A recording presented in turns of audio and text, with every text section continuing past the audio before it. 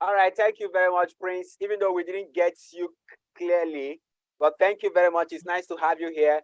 Okay, so please, who else is ready to introduce himself? Who else is ready?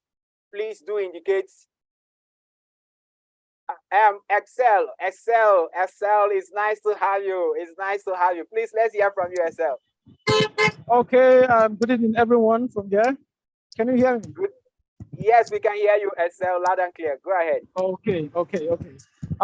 My name is Excel Odirikachi Anyado. I am in Nigeria. I'm in Abuja, and I am an audio engineer.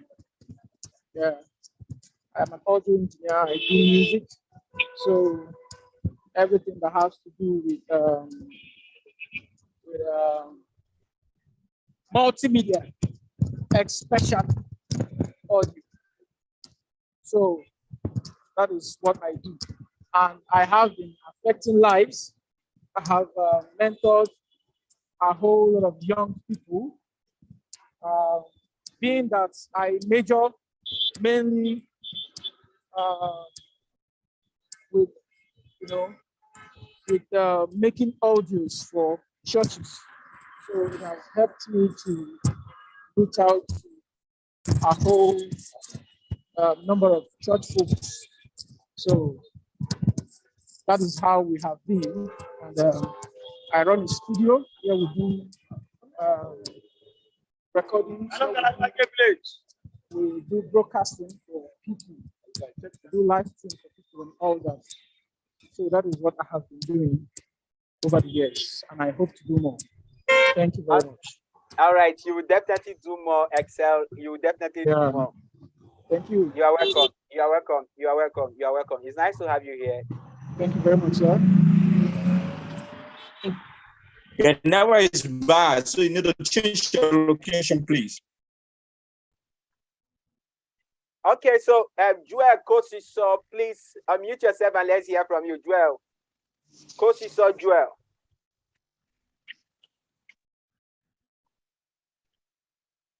Alvin Kuma is my name, and I'm calling from Liberia.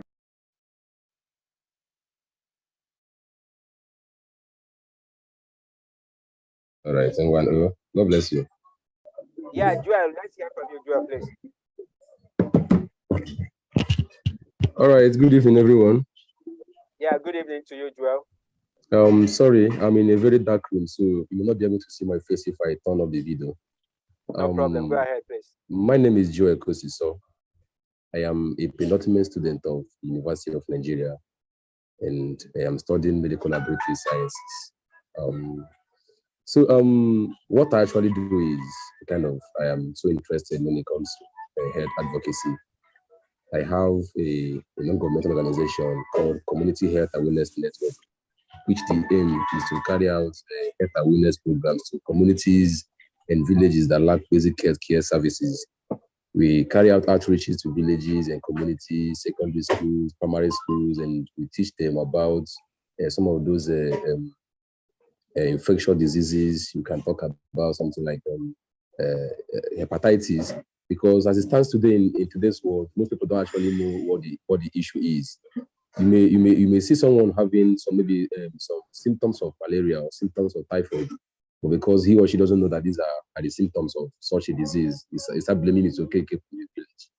So we carry out those outreaches just to educate them, and in most of them we do basic health testing like BP tests, malaria tests, hepatitis tests, and others. So that's what we basically do. Joel, just round up, please, because of time. All right. Yes. So that's basically what we do actually, and we've been able to cover a whole lot of schools and communities. Thank you. All right, thank you very much, Joel. Thank you very much. So yeah, okay, Alpha. Okay, so Lukwago Mishak, let's hear from you. Please unmute yourself and let's hear from you, Lukwago Mishak. Thank you, moderator. Good evening, everyone. Yeah, good My evening. name is Lukwago.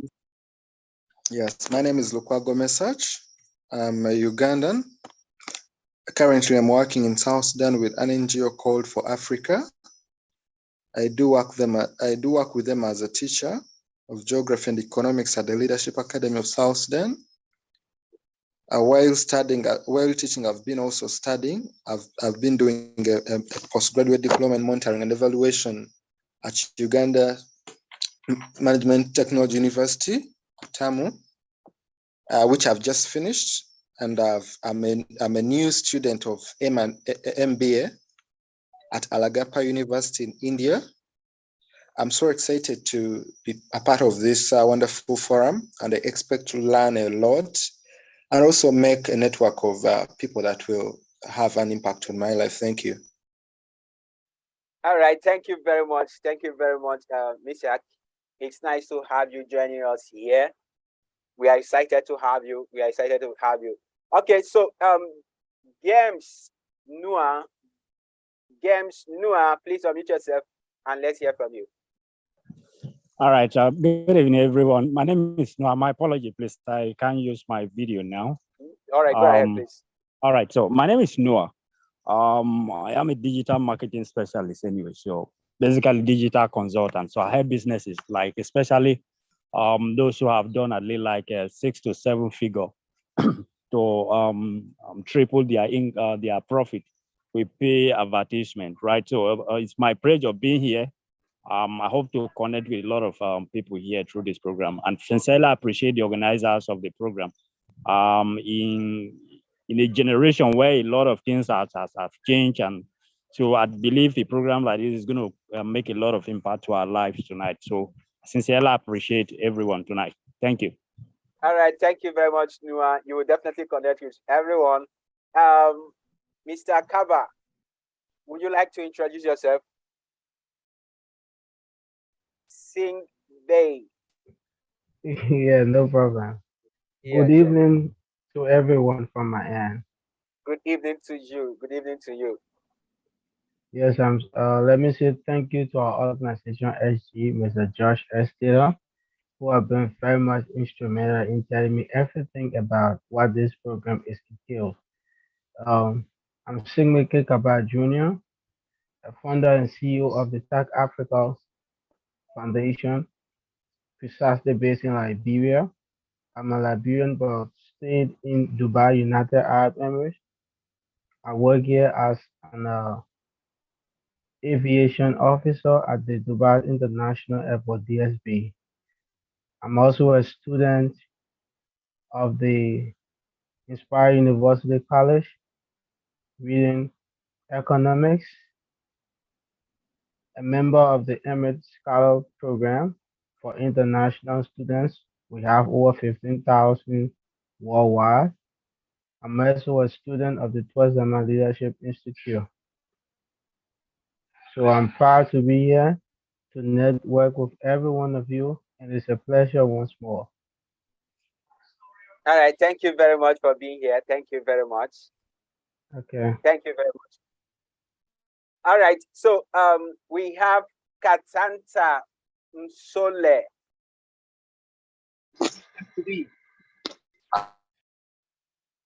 Hello, everyone.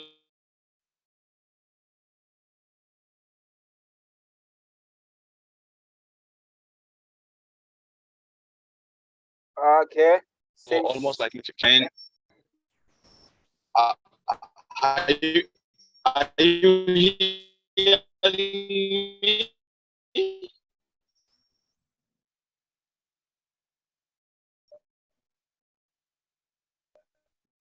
Hello? We can hear you. Go ahead, please. Okay. So my name is Katanta Msole Simwanza. I work as a senior program technical advisor for gender and social inclusion within gender health. I've been working in the field of male involvement for almost like in 15 years.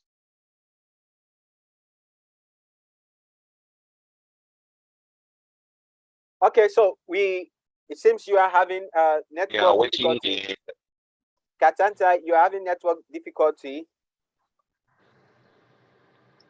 Okay, so please, yeah, kindly rectify that, and then in the course of the proceedings, we'll call you up again. All right, thank you very much, Katanta, for joining us. Okay, so we have a representative of Mopusma Kenya. Mopusma Kenya is a partner organization, an organization partnering with us for this conference, and we have a representative from that organization. Abby, I don't know if you can hear me. Please, can you unmute yourself and speak to us briefly?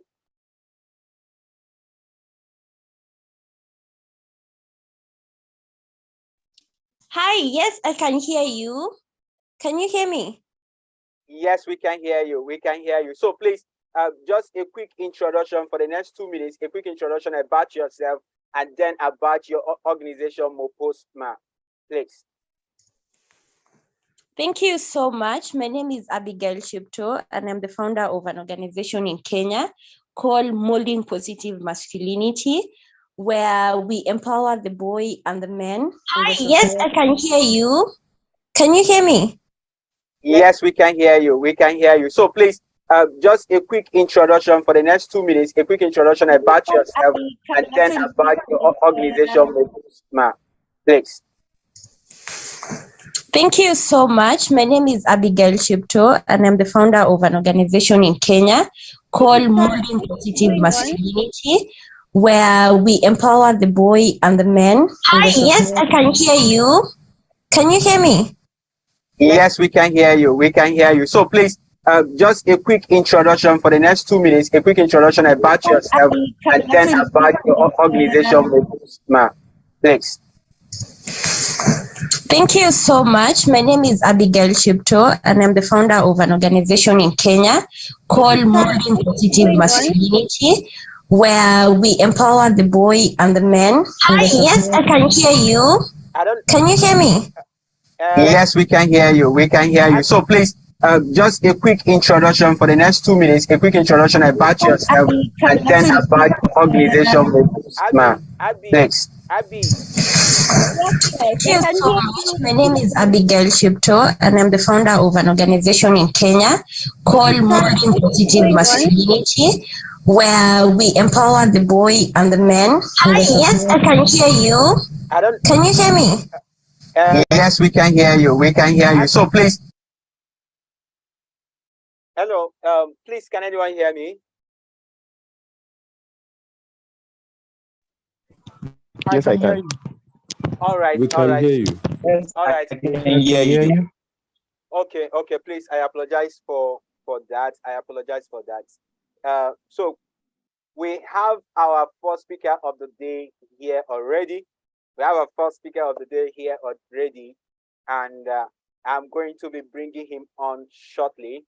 We have our first speaker of the day here already, and I'm going to be bringing him on shortly. So I don't know who is excited for the first session today. I don't know who is excited.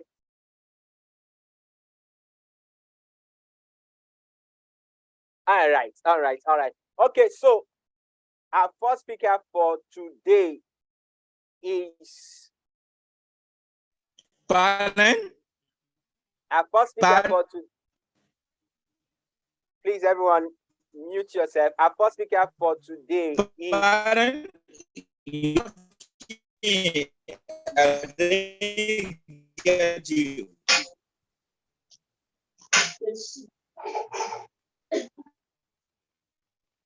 So our first speaker for today is Mr. Ayodeji, Mr. Ayodeji Badan, and he is the founder of Print Doctor Africa. He's a multiple award-winning entrepreneur and founder of the award-winning Print Doctor Africa. Print Doctor Africa is an innovative publishing and tech company with the first print-on-demand book publishing platform in sub-Saharan Africa. He has over 16 years combined experience in corporate and business, including 8 years with Nestle Nigeria PLC, where he exited in 2015 as maintenance engineer for serious products packaging lines, where he also led performance improvement teams that saved more than $750,000 in a few months.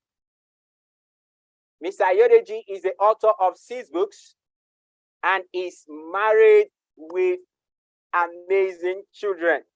So, ladies and gentlemen, it's my privilege and honor to have to welcome Mr. Ayodeji, the Prince Doctor himself, and he's going to be delivering the keynotes on the topic positive masculinity.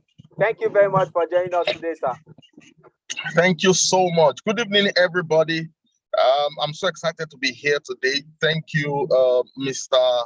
Ife Gonu. I hope I did justice to the name. Right? Yes, sir, you did. Yes, sir, you did.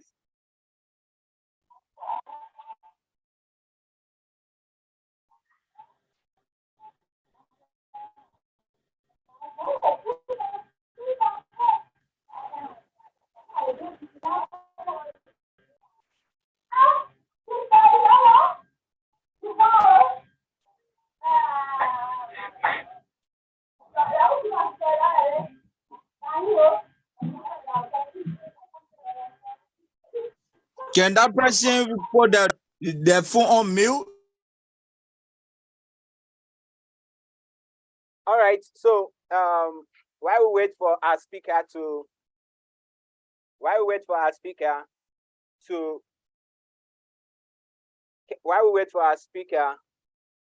he seems to be having a bit of a technical challenge. While we wait for him, so he is, like I said, he is the founder of Prince Doctor Africa, and he's going to be speaking to us today on the theme of the conference, that's positive masculinity.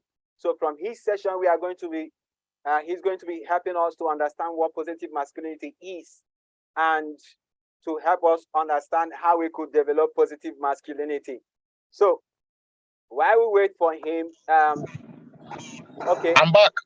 I'm sorry. All right, sir. This is what happens when you are in transit. Sorry, this does not happen when I'm at home. I'm sorry. Okay, so I rushed from my session and came into the car. I'm very glad that I was ready. I never thought they would take so much time before calling me, but I'm glad now. Okay, so I made a post about this event yesterday. I hope everybody can hear me loud and clear. Yes, we can hear you, sir. Great. So I made a post about this event yesterday, and a woman that I have known since 2018 made a comment under it. I don't know if you saw it. And I said, this is a fantastic way for me to open this event.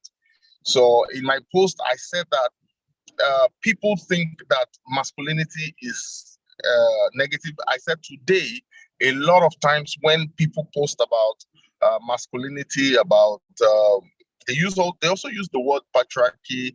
That it's basically a negative word, and it seems to be why most of the world's problems exist and all of problems exist and all of that. That we'll be discussing how exactly to channel masculinity. And I also found out that today is International Men's Day. So happy International Men's Day to all the men in this place this evening. So I'll be reading to you what her comment is. I know this lady and I know where she's coming from. I'm not going to talk about her because you will probably go and check the comment. I left it on my wall, but I think it's a very good input to us this evening for this conversation to go on. So this is what she said. She said, we are not saying that masculinity is bad. We are saying that you should shun your ego, religion, culture, and tradition, and replace them with humanity, empathy, mental and emotional balance. She went further to say, if our deadbeat fathers and abusive husbands had these latter qualities in addition to their natural masculine qualities, the world will be a better place for us all. Okay, so This is it. The easiest gender to blame, there are only two according to God's pattern. The easiest gender to blame for everything is the man. And I'll tell you why. It's the masculine gender. Men by nature, I know I've met people who are exceptions to the rule, but 90%, 95% of the men that I've met, by nature, are not given to clapbacks. We're given to taking responsibility, accountability, whether it's your fault or not, and all of that. So men seem to have a lot of emotional bank to take anything that is pushed at us. And for me, it's one of the reasons why the world is a good place today. Imagine that with the same way we receive all the blame, we give clap back. How do you think homes will be? How do you think the society will be? How do you think the entire world will be? It will be, and it will be chaos. It will be pandemonium everywhere. Will be upside down. So it's easy for us to receive this blame, and I would say that it's not totally wrong.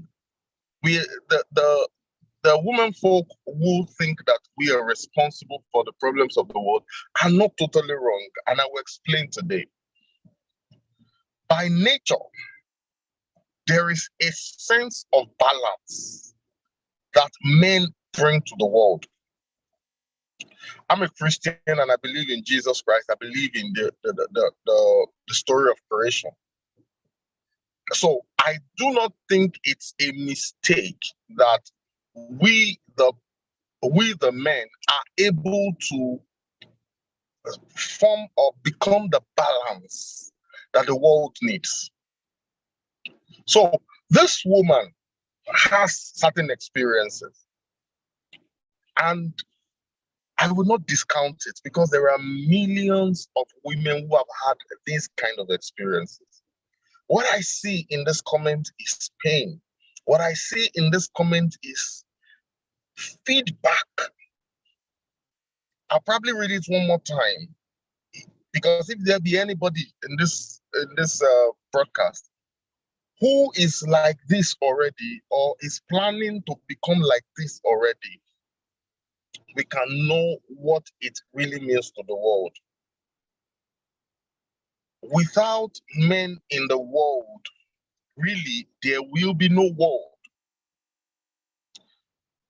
Without men in the world, there is no world. So, listen, the masculine gender comes, it's biology. I will talk about men later. I want to talk about biology. Like, we were born with certain things that naturally a man is expected to be strong physically, because it is biology. You don't need to really train. I have 2 children by the grace of God, 1 male and 1 female.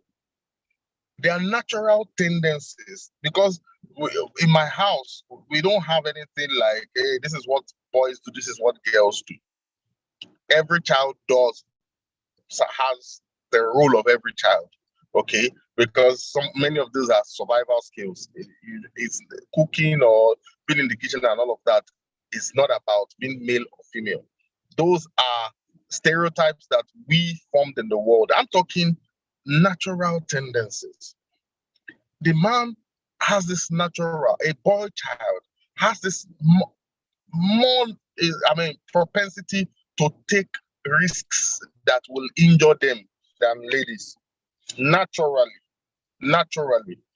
There are exceptions to this rule, but you see the kind of things that boys try. It's not for anything, it's inbuilt. This is biology. All right.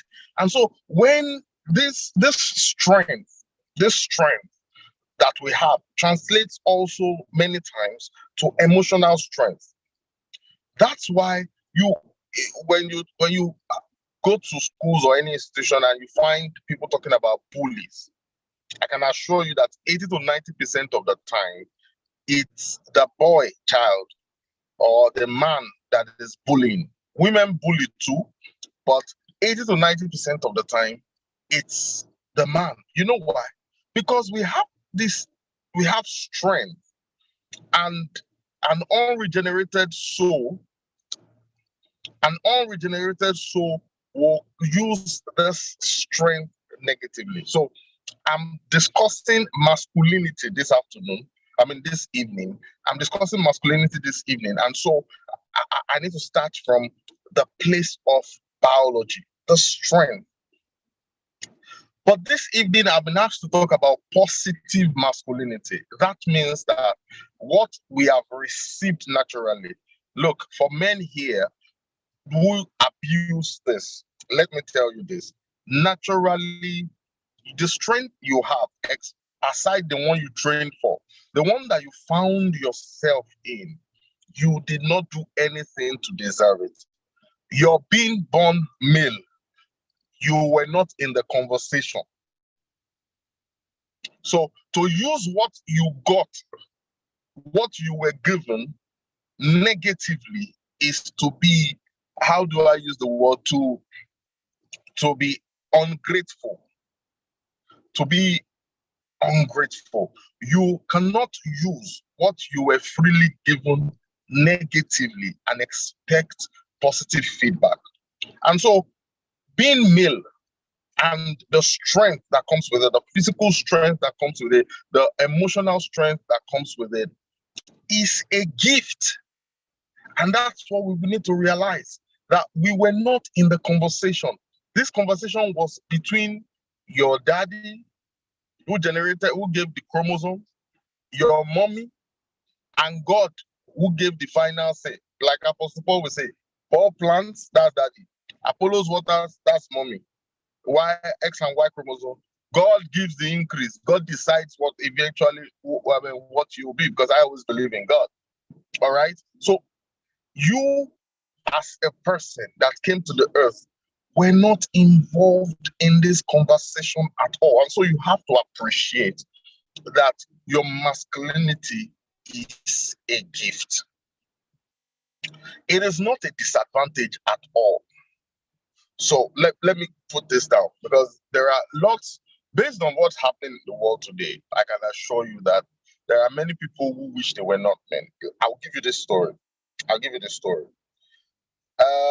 will not be explicit and I will not mention names, but there are organizations today. These organizations are promoting schemes against men.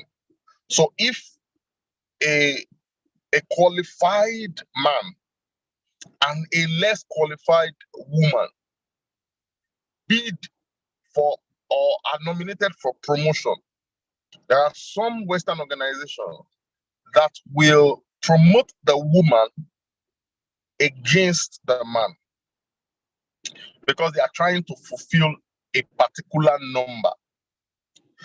So I'm telling you what I have seen.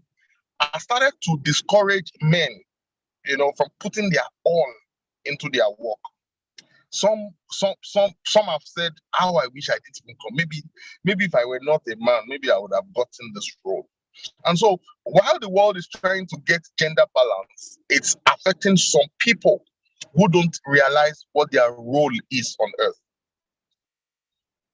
I believe in equity. That is, everybody must get what they deserve. If I run an organization and all the men are incompetent and only the women are competent, I will promote all the women. I don't care if everybody in my management team is a woman. I don't care. Neither do I care if everybody in my management team is a man. I believe in competence.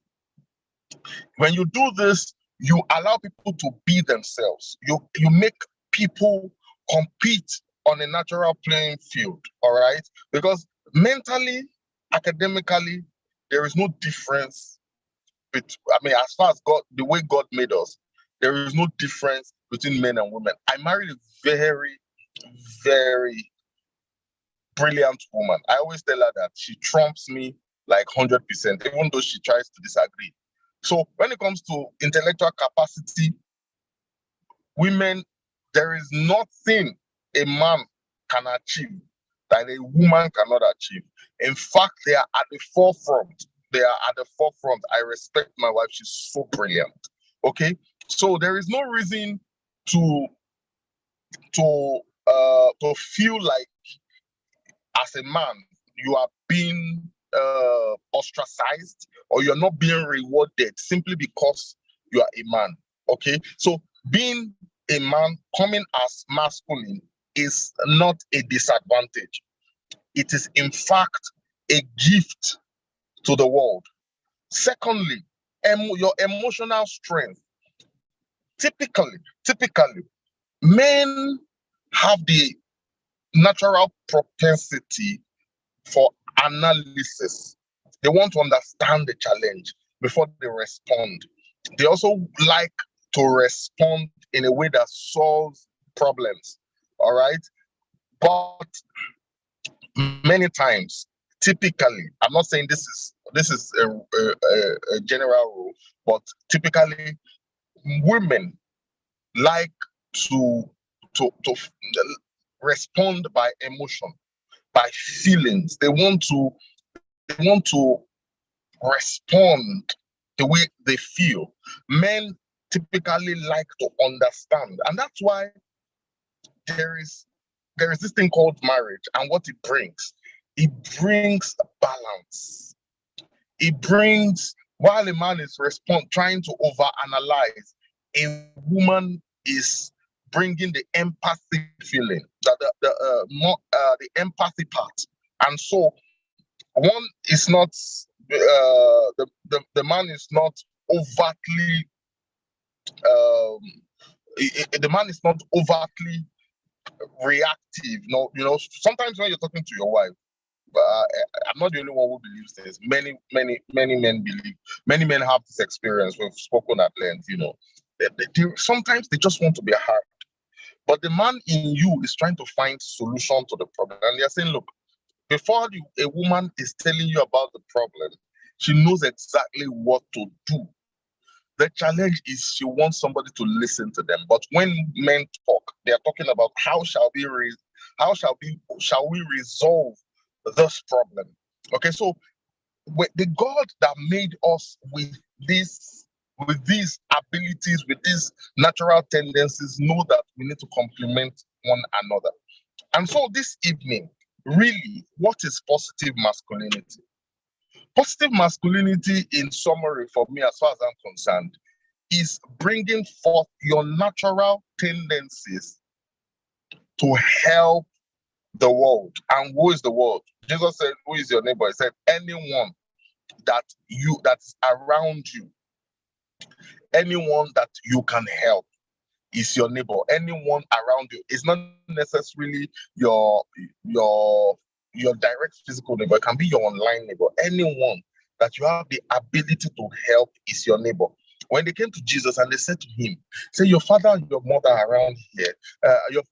Your mother and your brothers are here. He said, look, my mother and my brothers are these people who listen to my word. And so that means that everyone within your physical, your sphere of influence, using that your masculinity, your physical strength, and your emotional strength to lift up, to support everyone in your sphere of influence. So I don't want to restrict this to marriage. I don't want to restrict this to the home, because this is what we have tendency to do.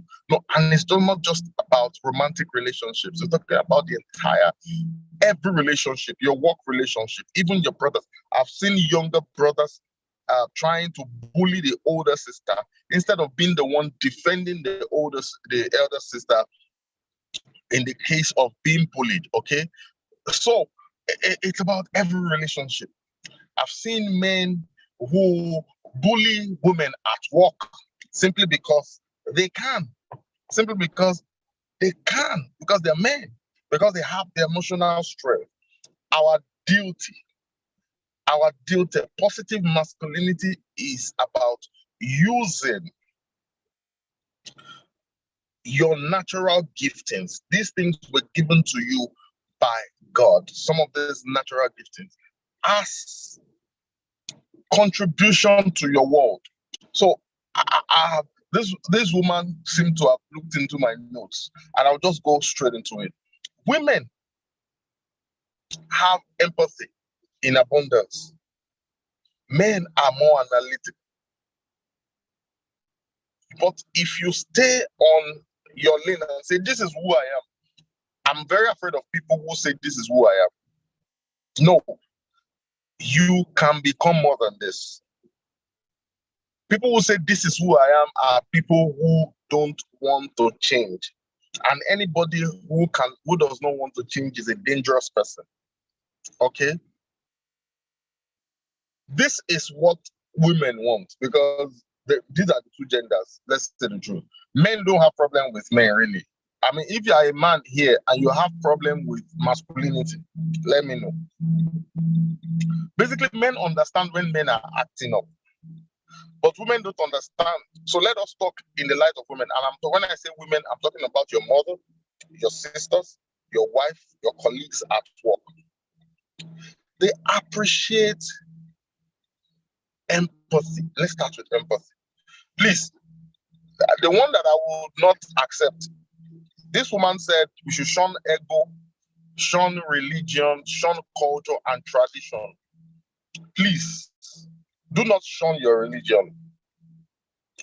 Please, do not shun your culture, except the culture that is against the will of God. For you, if you are a believer, your Christianity is supposed to make you better. For example, if you are a Christian,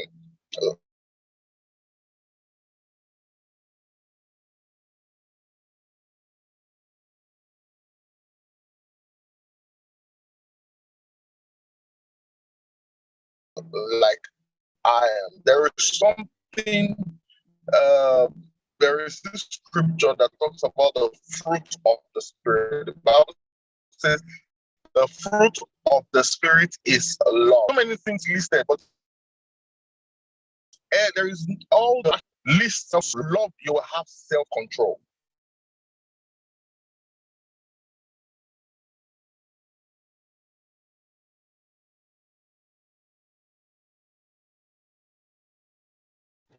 Sorry, I'm back. If you love, you will have self-control. All right. If you love, you will not hate others. So please do not shun your religion, because our faith actually makes us better. The day when I got born again, I started to get better. I can say the things I used to be and the things that I am now, they are a lot better. My wife and all the people around me are happy that I'm a believer.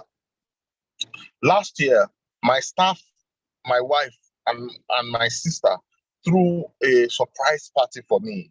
Okay, so my staff and their wives, my wife and my sister, and one of my friends as well, and his wife, they threw a surprise party for me.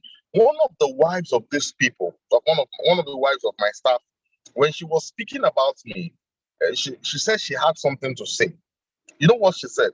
She said, the only thing I can say about this man, I'm not saying this to sound immodest, but I'm just trying to tell you the impact of my faith to me. So I'm saying this, when this lady said, shun your religion, please do not shun it. My faith has made me better. The woman said, one thing I can say is that Mr. Ebadon is a true Christian. If you are looking for a true Christian who behaves truly like a Christian, that's not my staff, his wife. I don't know what they are discussing at home. I don't know what they say about me. But if that does anything to me, it is telling me that I cannot shun my faith, because my faith makes me better. And so if there is anybody here Please do not take this counsel. I know for some people, religion is a tool of oppression. And that's as I begin to round up this evening. Negative masculinity basically goes around oppression. Oppression. This is what the natural, the bad natural tendencies. If I want to use the faith, the word you use in my faith, we say unregenerated soul. The unregenerated soul, typically, that's a man that has some of this strength, that has this natural strength, physical and emotional. And when he's now blessed to have money, the next thing he wants to do is to oppress the people that are dependent on him. There is this family that I know. They said when their dad presses the horn, anywhere you hear the horn, everybody runs away. Everybody take over. Everybody disappears. Even if you can just stop breathing for a while. What? If you can just stop breathing for a while, because daddy's here. The oppressor has come. The King Kong of the jungle. The King Kong of the jungle has come. No, that is not our strength. We should be able to, our emotional strength, our physical strength is to be able to help the family absorb the tension. If you live in Nigeria today, there is pressure, there is tension. Your wife will likely be always on the edge. That's the truth. She just stepped out of the car. So let me quickly say this. She's coming back into the car now. A lot of times, based on the challenges of the world, your wife will be under tension. Look, you must be the one. This our chest is to chest all these things on behalf of the woman. To let them know that it's going to be all right. It's not to oppress them. Typically, in most African families, the man is the provider. It is a service you are rendering to humanity. You are not in analysis for yourself. I always tell people a happy wife is a happy life. That's as far as I'm concerned.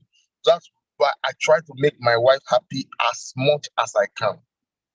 All right. So your job is not to oppress with what you have. Your job is not to oppress your staff.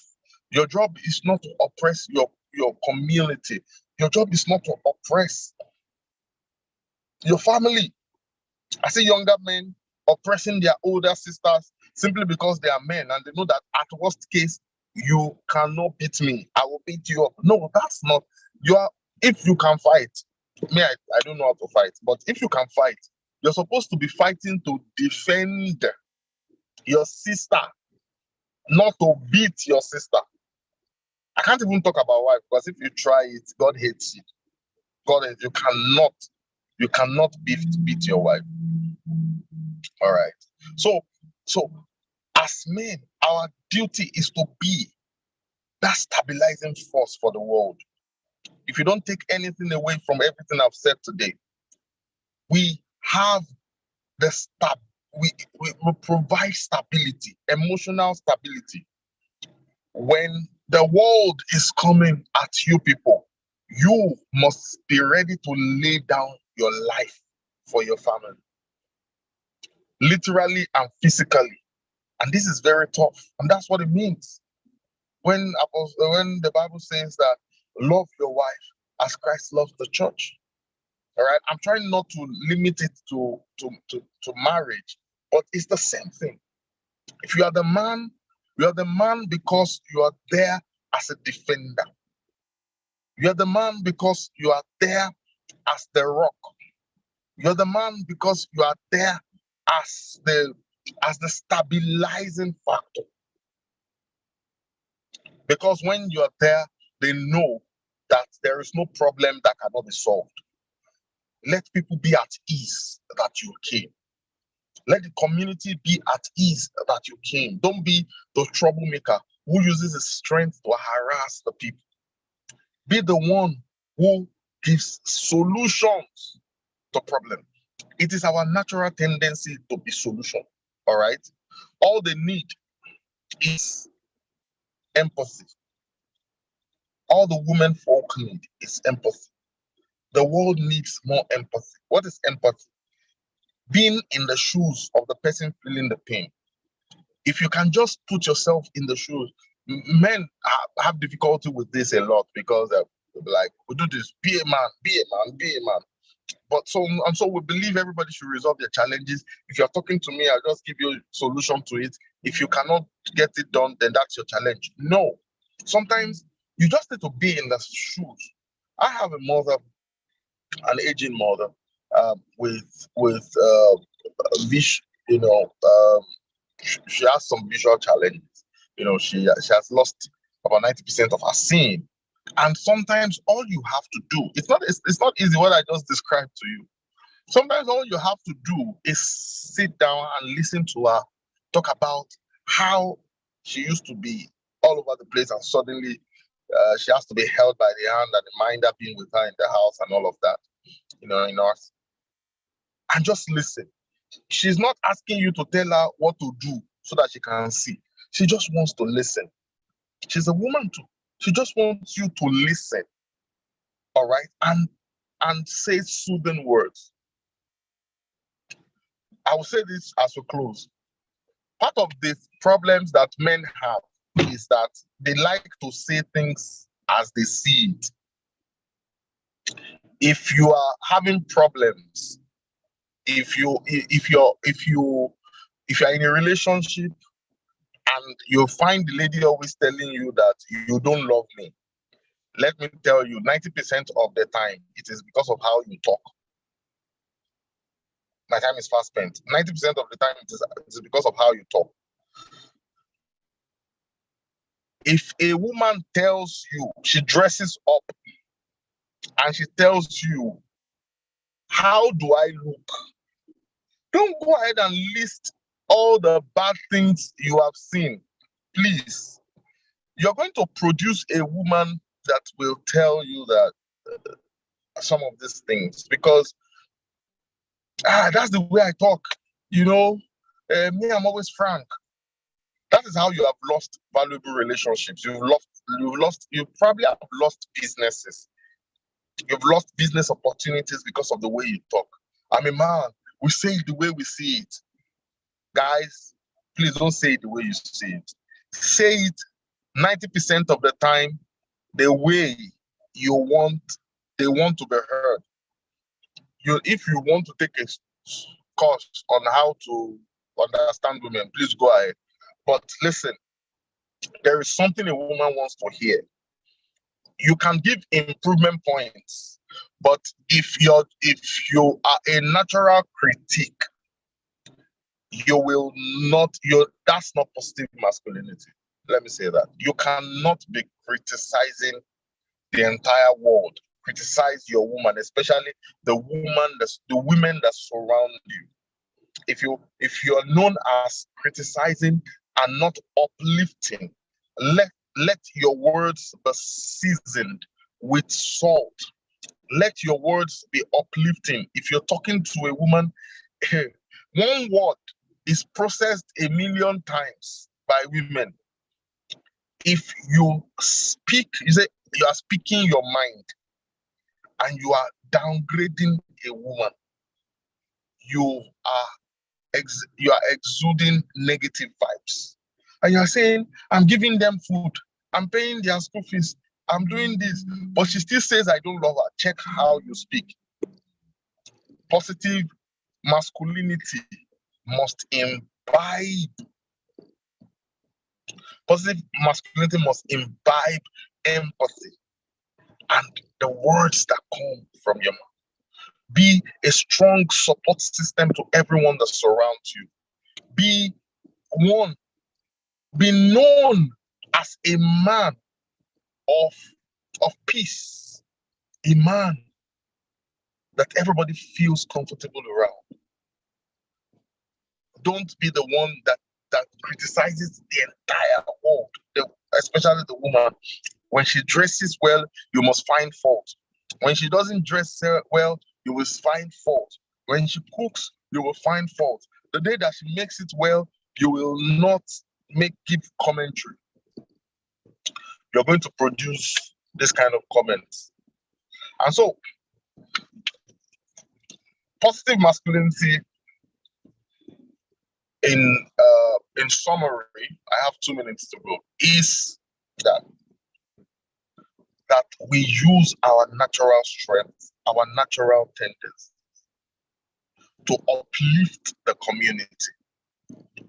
Be the strength the community needs. Be the support the community needs. Be the stabilizing factor. When there is crisis, be the one who resolves it, not the one at the center of every crisis. Use your strength. Use your physical and emotional strength for the good of all. Let everybody be happy being around you. That's my presentation for tonight. Thank you very much. Amazing, amazing, amazing, amazing. Thank you very much. Thank you very much. Thank you very much, sir. It's my pleasure. Thanks a lot. Thank you very much. Thank you very much. Okay. So everyone, you've had it. Positive masculinity must imbibe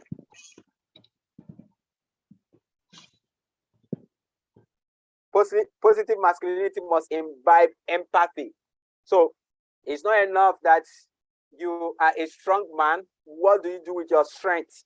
Your strength is to protect those you love and those who are dependent on you. Your strength is to protect, not to use your strength to intimidate, to bully, or to oppress those around you. Okay? So just like he defined positive masculinity, it's all about using your natural tendencies as a man to help the world. So the question to every one of us on this call this evening is, how are you helping the world with your what? With your natural tendencies? How are you helping with the world with your natural tendencies? I don't know if anyone has any question to ask our speaker before we let him go, so that he can spend more time with his wife. Please, if you have any question, just indicate by raising up your hand. Raising up your hand. Yes. Legendary source says, wow, you did justice to the theme, sir. I was glued to the speaker from start to finish as you presented your point. Thank you, sir Ayodeji. So any question from anyone? Seth Odoro. Okay. We are only going to be able to take 2 questions. So let me know those who have questions to ask, so that I'll call out. All right, Ambassador George, unmute yourself and ask your question, Ambassador George. Ambassador George, unmute yourself. So let me say thanks to the speaker. You are actually good, right? And I actually enjoyed the presentation. For my question, right? So those are our young men who use their masculinity for negativity, right? In which way you think we can help them to lead from negativity to positivity? Please, Judge. Please, Judge. Sorry, I can hardly pick the words. Okay, Judge, please, if you can hear me, just use the chat. Judge, use the chat. Use the chat. Use the chat, Judge. All right. Yes, use the chat. Use the chat. All right. So, William Deere Jr., please unmute yourself and ask your question, William. William, you can unmute yourself and ask your question, William Deere. Yeah, let me say thank you to the presenter for the student explanation. on the positive masculinity. So my question had to do with having the marginal masculinity, we have to manage masculinity, and we having the subordinate masculinity. So what happens to those who don't have the physical skills in order to protect the world around them? So what are some of the strategies? What are some of the remedies that we can use in order to to have them informed so as to transform the society? Okay, so if I'm correct, please stay on and correct me if I didn't get you wrong. You said, what about those who don't have physical strength, right? Is that what you said? Right? Okay. Yeah, it's a possibility, and I'm really sorry. It's not natural. It means maybe there is illness involved or stuff.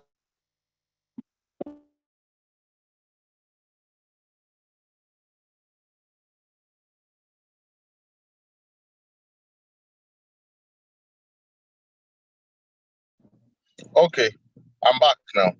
So, hello? So I'm back now.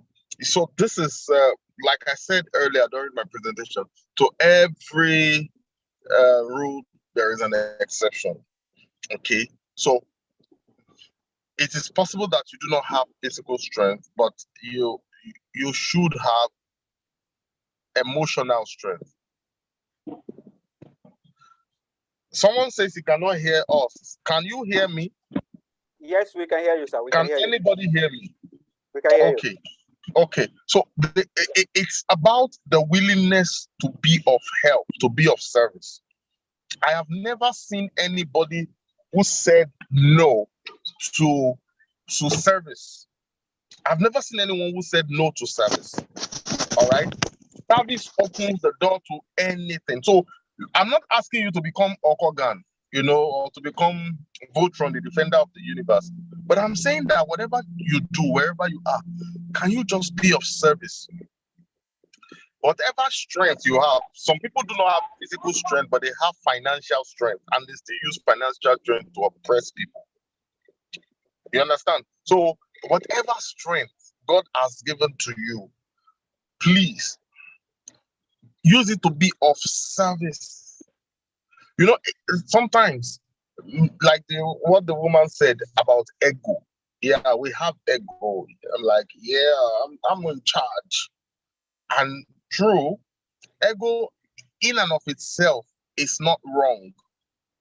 All right? Ego in and of itself is not wrong. It is how we use it. If you use it to build your self-esteem, and you do not, for example, accept what you should not accept. For some people, they want to oppress you. If you refuse to be oppressed, they say you have ego. No, that's not ego. That's how, you understand? That's how we were wired as men. How can I be able to defend my family? How can I be able to defend my family if I'm accepting all kind of nonsense from everybody? For example, I'm a very peace-loving person. I'm very easygoing. But recently there is a company for 2 years, not even recently, for 2 years, a company has been a multinational company. They have been polluting the atmosphere. And I have a daughter that has a condition that this pollution.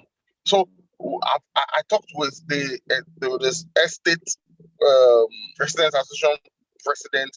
He came to my aid. We spoke with them and all of that, and they said they will improve. They would not do that again. Okay, they improved for a few months, and then for the past 3 months, they just went all the way. You wake up in the morning, there is soap everywhere. So one day I said, look, I have a daughter that should not have this kind of challenge. We are not living in your factory. Why are you encroaching into our estate with your dust, with soap, raw soda soap all over the atmosphere? So I went to their entrance and I spoke to them. I went to the factory entrance and I said, today we will resolve this challenge. And I posted it on Twitter. I tagged all their factories all over the world. Guess what? They have started resolving that problem. I did not fight. I did not do anything.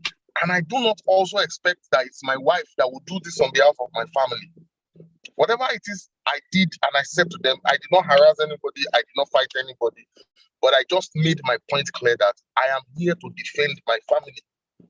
I have a daughter that should not live in this kind of condition. And you are not going to chase us from this estate. I've been living in this estate for 12 years. All right? So I stood up for my family. I did not fight. My strength, if they pull security, all the security and their police will beat me. So I did not fight.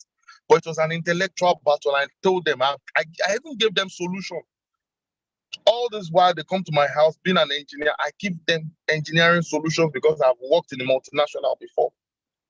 And this, so I said, okay, let's do this. Let's use automation. Let's do this. If you buy this, or if you buy this measuring device, you will know and everything. So I am doing this not for me.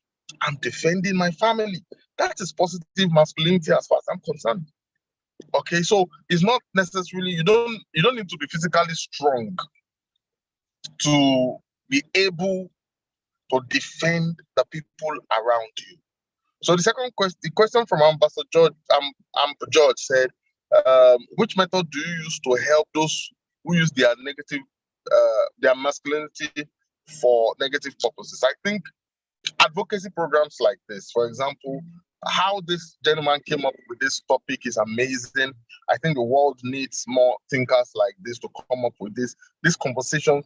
But I'm sure that one or two people here might have some of these negative tendencies, and they probably have heard me today and will probably change. Some people will watch the recording later. It's about talking to one another. See, you're not going to be. I have never seen a happy man who makes every other people around them unhappy. Look, oppressors are not happy themselves. If you have people who are not happy around you, if you visit a home where their father is the lion of the tribe of their family, you will never see him smile, because when people around you are not happy, you cannot be happy. So we just need to keep talking to one another and say, look, your own mental health is even involved in this matter. You will not be all right if people around you are not all right. And that's the message for everybody. If you people around you are not all right, you will not be all right. So if you are trying to prove any point by saying you are the man, look, nobody is dragging that with you.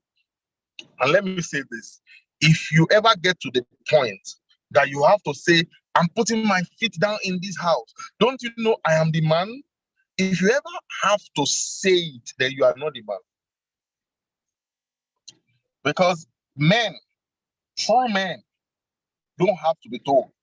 I mean, don't have to say it for them to get the regard that they deserve.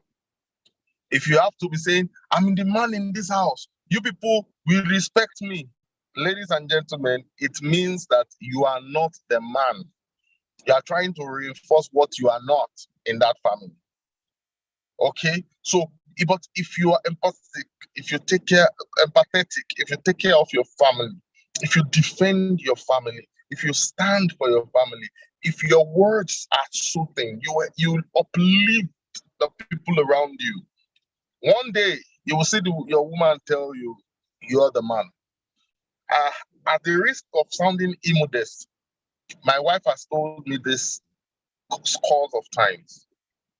She'll just look at me and say, Gary, AY Baba, you are the man. Okay? So, please, it's the man. It's not about the physical only. Physical may be needed at some time, but please, it's just about service and rising up to defend.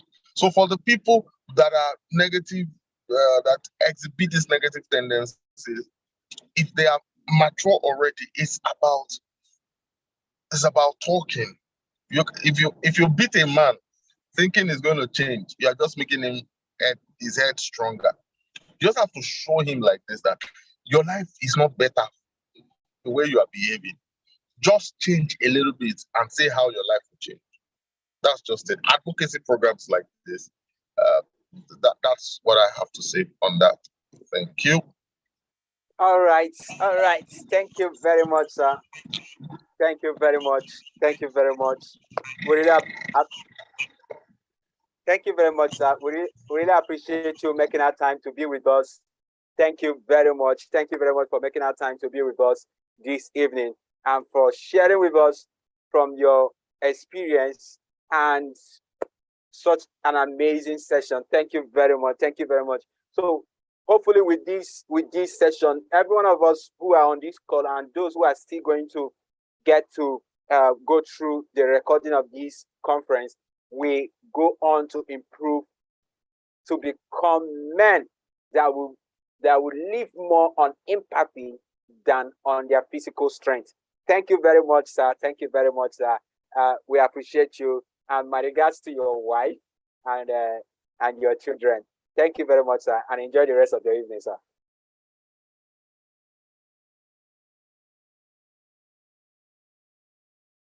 Okay, everyone. So that was an amazing session. We had the Prince Doctor himself present to us on the theme of this conference, which is positive masculinity. And I believe every one of us were really, really impacted through that teaching. Okay, so don't forget, it's not just enough to listen and just pick the information. No, but you need to go on to apply whatever thing you hear from this conference. That's the reason why we put this together, so that we come to see more young men who are living, who are exhibiting positive masculinity, not negative masculinity. Okay, so we want to drown out every negative masculine features out there, every negative masculine exhibitions out there. We want to drown them all out by having more people exhibit positive masculinity. And I believe that being part of this conference means you are taking a pledge to go on to exhibit positive masculinity. And one of the areas that we see negative masculinity play out, is usually in the area of relationship with members of the opposite sex. Okay, so that's the area we usually see negative masculinity plays out. We hear of men who abuse women. We hear of domestic violence. Okay, so yes, it seems that every day we wake up, we hear of one issue, we hear of one news of domestic violence or the other. Okay, we hear of infidelity. You know, we hear a lot about men who are exhibiting negative masculinity. So the next session we are going to be entering will be a session that will help us to understand how to manage our relationship with members of the opposite sex. Okay, so the next session we are going to be having will be helping us to understand how to manage our relationship with the members of the opposite sex. How do you relate with the female that you have around you, your sisters, the female that you have in your workplace, the female that you meet with, the females that you have as friends, the female that you love? Yes, the females that you love. How do you relate with them? How do you manage your relationship with them? And then how do you, when you finally decide, okay, this is the one for me, how do you then go on to build a relationship into something sustainable, into something, you know. All right. So we are going to be welcoming our next speaker for this session, and he is no other but Mr. Frederick Okago. Okay, Mr. Frederick Okago is the president of Smart Couples Clinic. He is a human resource professional, and he has a master's degree in international human resource Management from Valencia International University, Spain. Mr. Okiago is a management consultant. He was trained by Center for Management Development, CMD. He's a career counselor and personality assessment coach. He is also the president of the Family Guidance and Counseling Center, Smart Couples Clinic. So, ladies and gentlemen, I have the singular honor and privilege to welcome Mr. Frederick Okiago to take us on for this next session.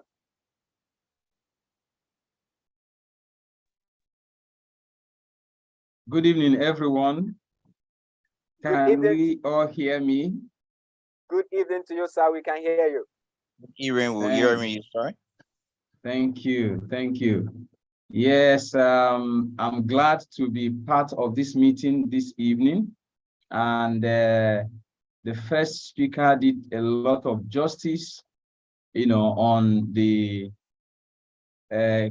seminar topic, which is positive masculinity. And I celebrate him. I benefited a lot from that. And one of the statements he made, I've already even posted on my status already. So thank you so much for being part of this. We're going into the next discussion. I actually call it a discussion. We're looking at relating with the opposite sex. Relating with the opposite sex. The way God wired man, and in fact the entire world, is that we are relational beings. We don't exist alone. We actually were meant to interrelate, to associate with one another, to bring out fruitful and productive results. And so it's part of being a person or a man, to relate with the opposite sex. So I would say that part of the responsibility of being a man is understanding the nature of the womb man. We are called man or men, but we have people who are also called women. They are called women. So they are the womb man. They are men, but have extra features. So I would say that you are never man enough if you cannot handle your fellowship with women or ladies. Guess what? Growing up as children, we are called lad. So when I say that I'm a lad, a lady can be called, she can be called a lady. Now, what's the difference between a lad and a lady? The difference there is the Y. And what is that significance? The significance of the Y there is yield.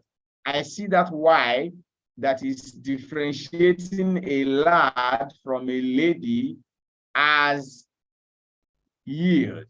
So if you remove the Y at the back of the word in spelling lady, you get back the lad. So basically, we are all alike, but with little changes here and there. So the Y there is the yield, is the yielding energy in her that makes her multiply things when she's given. If you give a woman money, she multiplies it into a meal. If you give her a house, she ends up multiplying it into a home. If you give her sperm cells, she multiplies it into human beings. So that is why that Y is there. That Y signifies yield. She has the capacity to yield, to produce, to reproduce, So as masculine, we need to understand, appreciate, and appropriately handle and relate with the feminine. It's critical. So there is a law of nature which is universal, And that law says opposite attracts. So we are naturally wired to get attracted to the opposite sex. It is natural. It is not abnormal to have interest in relating with the other gender.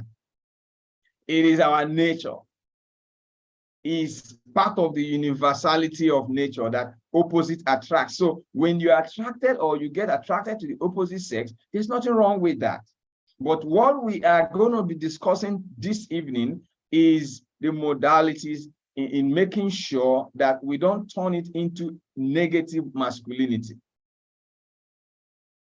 Now, let's discuss the three tendencies which may exist as regards to our relationship with the opposite sex. Three tendencies, three of them, three. One is not capable enough to relate with the opposite sex. Not capable enough. Some men are not capable enough to relate with the opposite sex. Is a tendency. You know, in our experiences and the stories of other people, you could actually weigh when you meet someone, a young man, whether he is at this stage. Now, number two is being just capable enough. Being capable enough. Number three tendency is over capable. Over capable. The first one is not capable. Second tendency, capable enough. The third one, over capable.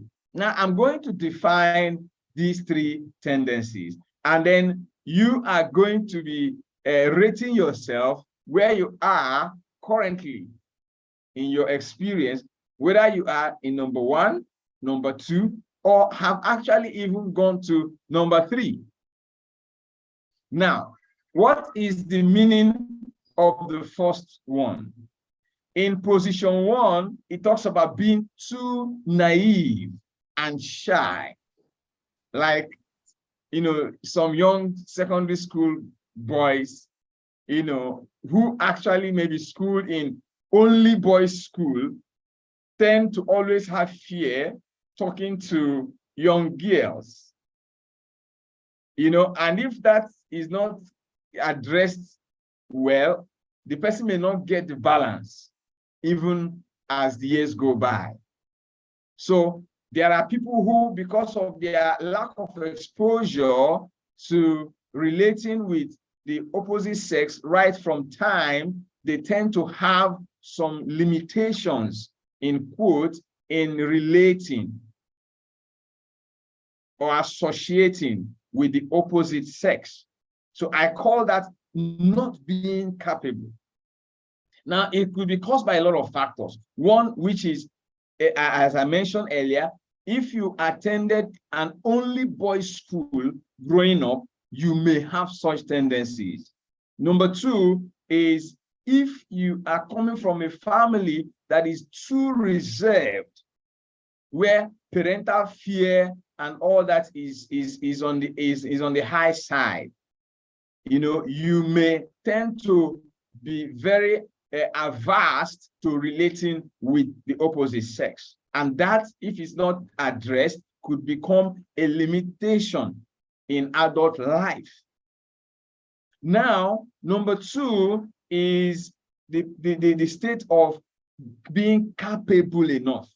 For me, this, I feel, is the best position, the position of being capable enough. You know, I call it the perfect gentleman's position, the perfect gentleman's position. Nothing is too much at this stage. It's just moderate and balanced in handling things. You know how to relate perfectly well. You are not overdoing it. You are not, you know, shortchanging anyone. You are not being shortchanged also. You know, you are able to draw a balance in the approach. Now, the third one is the position of over capable. Now, over capable for me talks about being too exposed. When you are too exposed, in relating with the opposite sex, it actually may result to being over capable. At this stage, the person feels too confident in relating with the female folks. And what tendencies exist is that this kind of person may become overly, let me use the word, permit me to use the word, maybe using women, because he feels he knows the skills too much. And then you see him, jumping from one lady to the other, just trying to, it becomes a game for him, as it were, so he's trying to exhibit his skill and then talk about it, share with his other male folks, talk about his escapades and his victories, so this is over capable. So at which stage are you in your experience or in your relationship with the opposite sex? Are you in stage 1 or stage 2 or stage 3? Now, the truth about the matter is that some of us may have started out in stage 1, where when we're teenagers, we're a bit naive, shy, but over time, we started building on ourselves, getting some exposures here and there. And then at this stage, maybe we have gone to stage 2, where we are now capable, just capable, and then maybe you have even gotten married, you are relating with your wife amicably, in a sense of understanding and all that. Now, but guess what? Now, a lot of people, instead of remaining in stage 2, have to advance to stage 3, like students who now learn or knows more than their teachers, so you see them now begin to do more than expected. And in doing more than expected, they begin to apply negative tendencies, and it derails them into negative masculinity, because they want to teach every woman around them that they can actually overcome them. So I need us to understand that it is better for us to always stay in stage 2. Don't be overconfident, as a man, and feel that you can, let me use the street word, razzle every young lady around. Now, I will share a little personal experience as regards, this. I was born in a family of girls. I had an elder sister and a younger sister. I am in between. So from the family setting, I had opportunity to relate with girls. Now, luckily also, when I went into secondary school, okay, my primary school was, boys and girls primary school, actually, just like every other primary school.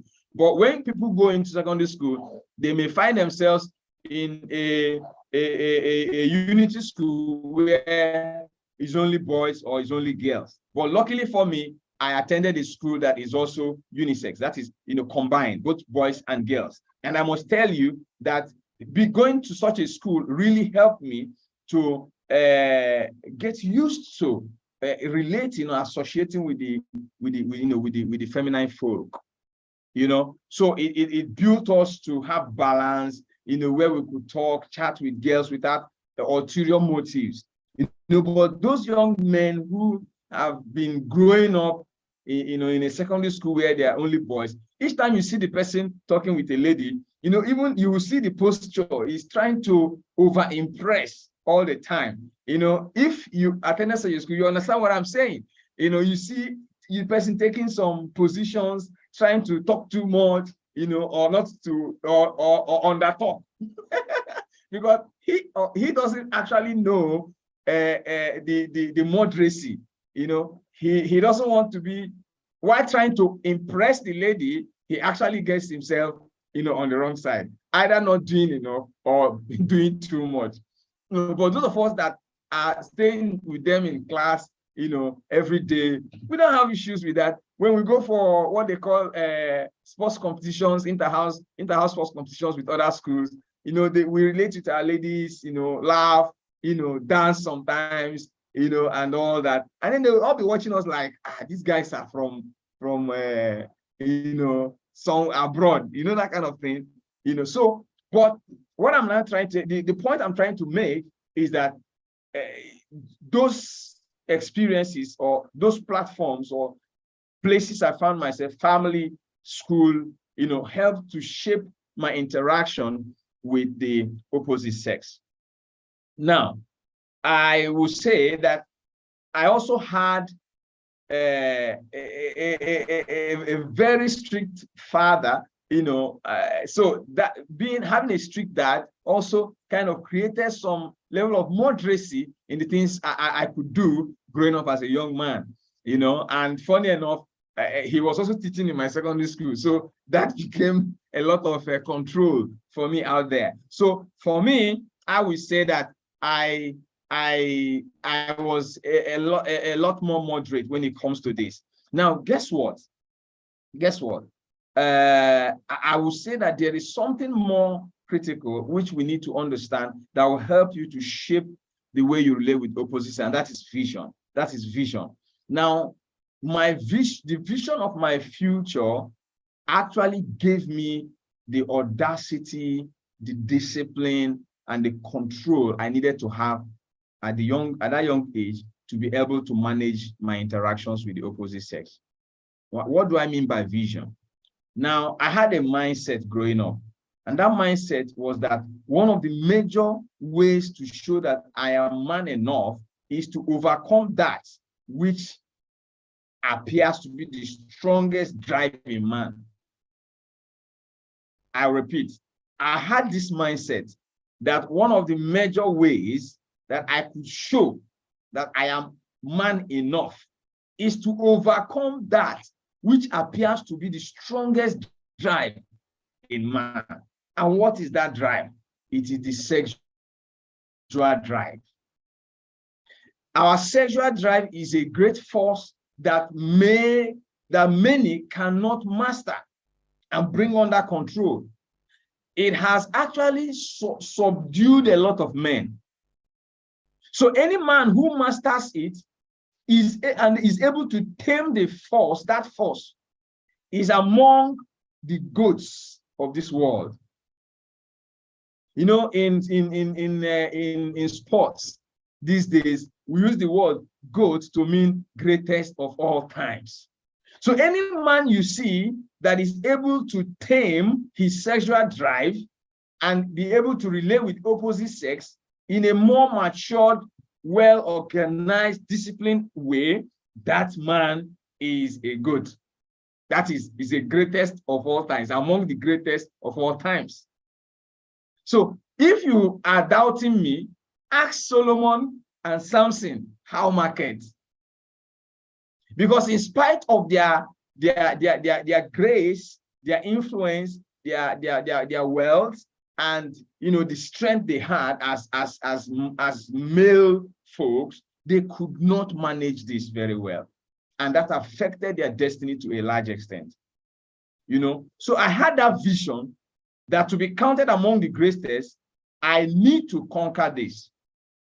I wanted to have the testimony of not being subdued by negative emotion or over our out of this world kind of sexual drive, So that helped me. Now I'm going to share a story. When I entered the university first year, I entered the fellowship in school, was part of the church in town, part of youth fellowship in church in town and all that. So I had a lot of people around me and all that. So I met a young lady who became a bit close to me. So she used to visit me in the hostel. And then over time, my roommate started calling her my girlfriend. And I was like, I don't have a girlfriend. And they were insisting that the young lady is a girlfriend. I became a bit worried because I never wanted to associate anybody as my girlfriend. Now, but I didn't take their talk seriously until we went on break. When we went on break, I visited Lagos all the way from Enugu State. I came to Lagos in Nigeria and to stay with my elder sister for a while for the holiday season.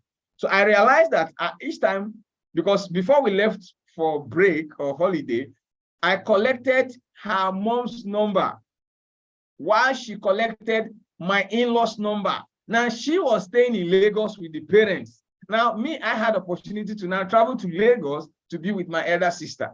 So we made that arrangement that, okay, and then the GSM, that is the mobile phones we have now that is very rampant. It was not rampant like this before. So it's only people in the house that could have, you know, a handset, you know. So I was using my elder sister's husband, that's my in-law, to call her mother to get to hear from her during the holiday period.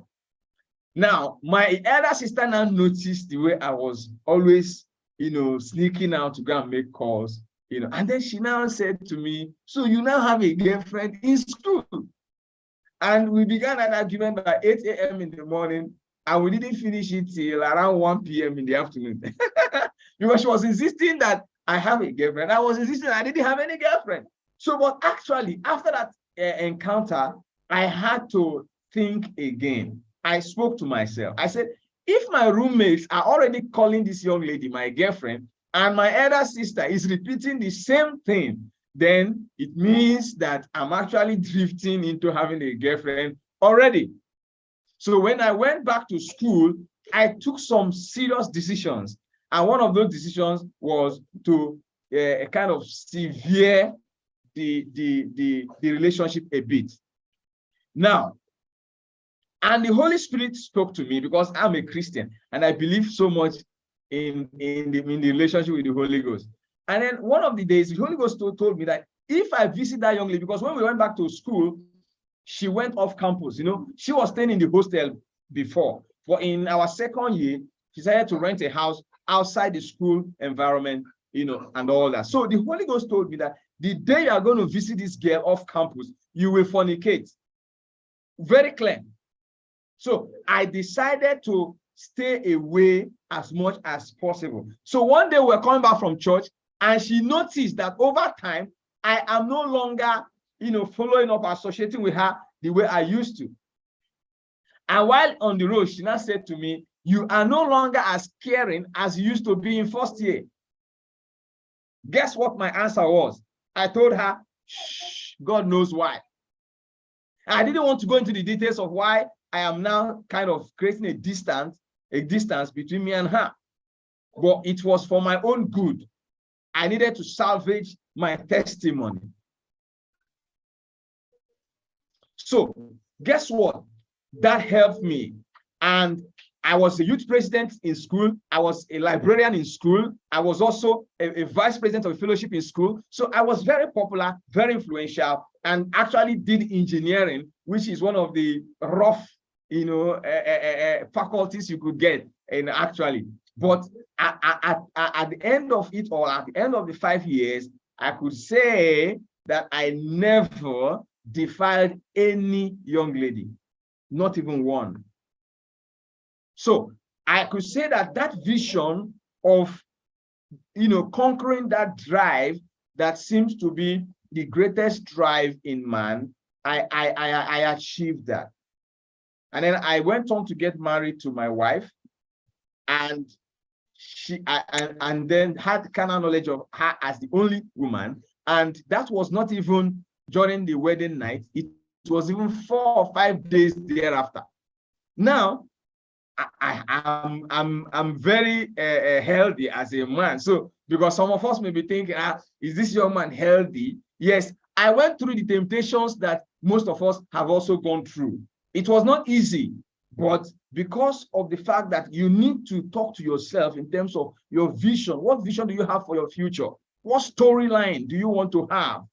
You get? And then once you're able to clear that, you're going to be asking God for grace, receiving strength. And the Bible says, flee from all appearances of evil. So if you don't flee from the appearances, you will know when you are not in the reality of it.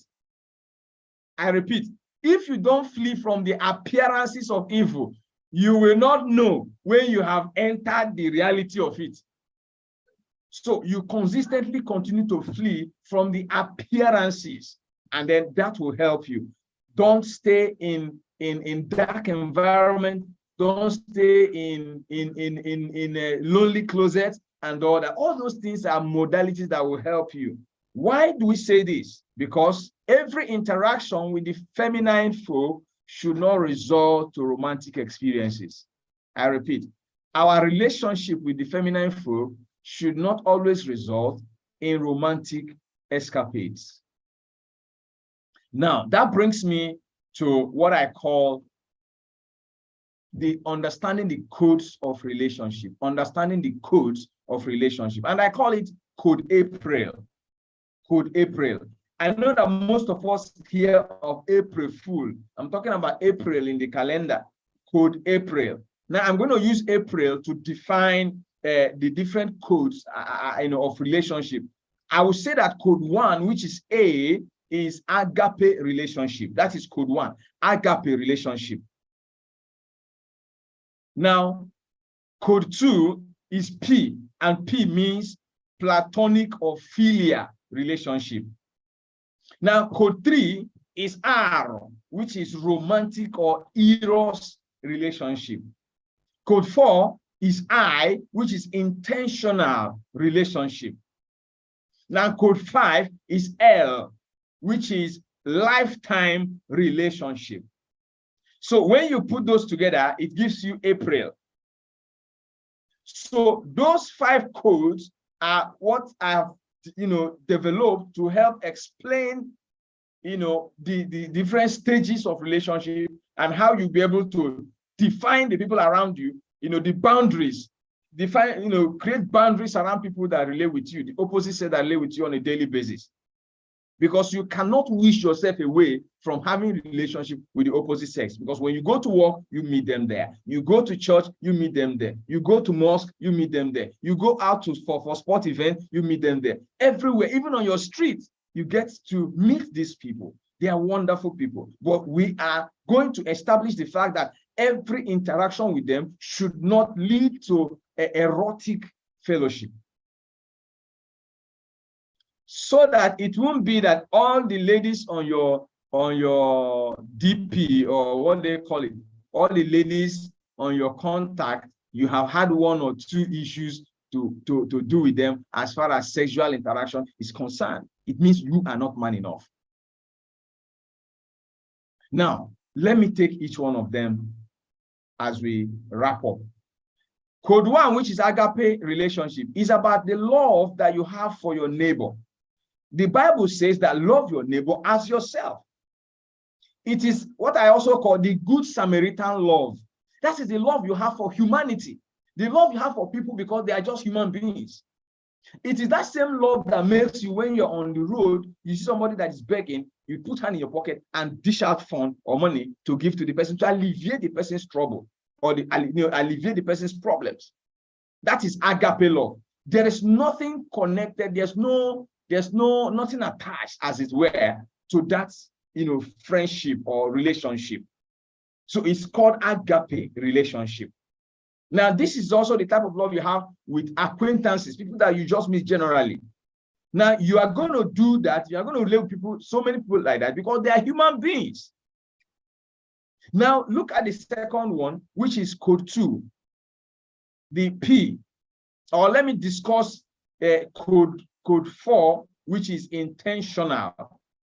Now, I want to say that the arrangement of the codes from A to P to R to I to L is just for purpose of convenience. Now, if you want to rearrange it in terms of the stages, how the stages should go, it does not follow that way. Now, if I'm to arrange it in the way the stages should go, it should go from A to I. That is, after agape, The next stage will be intentional relationship. Then the next stage will be platonic or philia relationship. While the next stage that will follow it will be the lifetime relationship. And the last stage should actually be the romantic or eros relationship. I don't know whether you are getting me, but let me re-explain it again. I'm saying that the way I arrange the codes to read April is for purpose of convenience, so that it will be easy for you to remember all the 5 codes. But in terms of defining the stages, how it should flow, or how it should grow, or how it should graduate, it should be from agape, which is stage 1. You go to stage 2, which should be intentional relationship. Then stage 3 should be platonic or philia relationship. Then stage 4 would be lifetime relationship, while stage 5, which is the last stage, should actually be romantic. And you are going to get to understand why those stages should be like that. But for purpose of remembrance, we arrange it as April. Now, I've spoken about agape. Let me go to philia. Now, philia is the relationship we have with loved ones. That is a friendship, that deeper friendship, where you have the person is not just an acquaintance, but is now a close friend of yours. Now, these are the people that are compatible with you. For instance, you go to your workplace, they are all your colleagues. You call them colleagues, but out of the plenty colleagues, you have 1 or 2 persons who are now your personal friends. That is what is existing in that stage is philia. Now, let me go to the next one, which is code 3, which is romantic. Romantic is the eros or sexual or passionate love that we have for someone else. If you read the Bible in the book of Songs of Solomon, you see a lot of manifestation of that. Eros is being emotionally overtaken in a friendship. That's a high level of emotions are involved in that code. Now, let us go to intentional. Intentional is the relationship you have with people like colleagues. Now, intentional means that something brought you guys together. From just being acquaintances, you guys now came together because of maybe a project, maybe because of church, maybe because of a mentor-mentee program, or maybe because of you are a staff in a place and you are relating with a customer. That is intentional. There was a reason for you to be interacting with that person often. So if you are a staff of an organization and you're interacting, with customers, that is intentional relationship. The person may not be your friend, but the person is not just an acquaintance, and it's beyond acquaintance, because on a regular basis you're interacting with this person. So I call it intentional. So now the 5th one, which is code 5, is the lifetime relationship. This is the relationship we have with family members. Now, most of the people that are in our lifetime relationship are conditioned by nurture and nature. For instance, nature brought us into our homes or families. We didn't wish to be there, but we just woke up to discover that, oh, this person is my father, this person is my mother, these are my siblings. You cannot wish them away. You must maintain such a relationship, right? Now, there are some business associates that you have who have become lifetime relationship. You have got a lifetime relationship with them. Why? For the sake of the business. Maybe you have entered into partnerships and all that. So there are relationships that way. Now, but now let us go to the reason why I am analyzing these things. Now, a lot of people actually jump the gun in their relationship with the opposite sex. And when you jump the gun, it means that you are losing the essence and the timing of each code of relationship or each stage of relationship. Every of the stage has essence and timing for it. So only one relationship is expected to actually get us to romantic. That's eros. Only one code, only one relationship is we are supposed to have that code with only one person. The code 5, which is eros or romantic relationship, is a particular code we're supposed to cut with only one person if you're a Christian. So if you go into eros at the wrong time with the wrong person or with more than one person, it becomes error code. I repeat, if you go into eros, which is the romantic relationship, at the wrong time with the wrong person or with more than one person, it becomes an error code instead of Eros code. So we must understand that there are timings for each of these stages. Imagine somebody wearing a bikini for winter, or someone wearing a winter jacket during summer.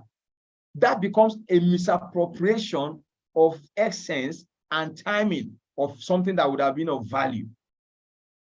And that is what a lot of people go into, where they go into certain relationship with wrong people because they were not able to manage or discipline themselves to stay at the position or the stage that is supposed to be in.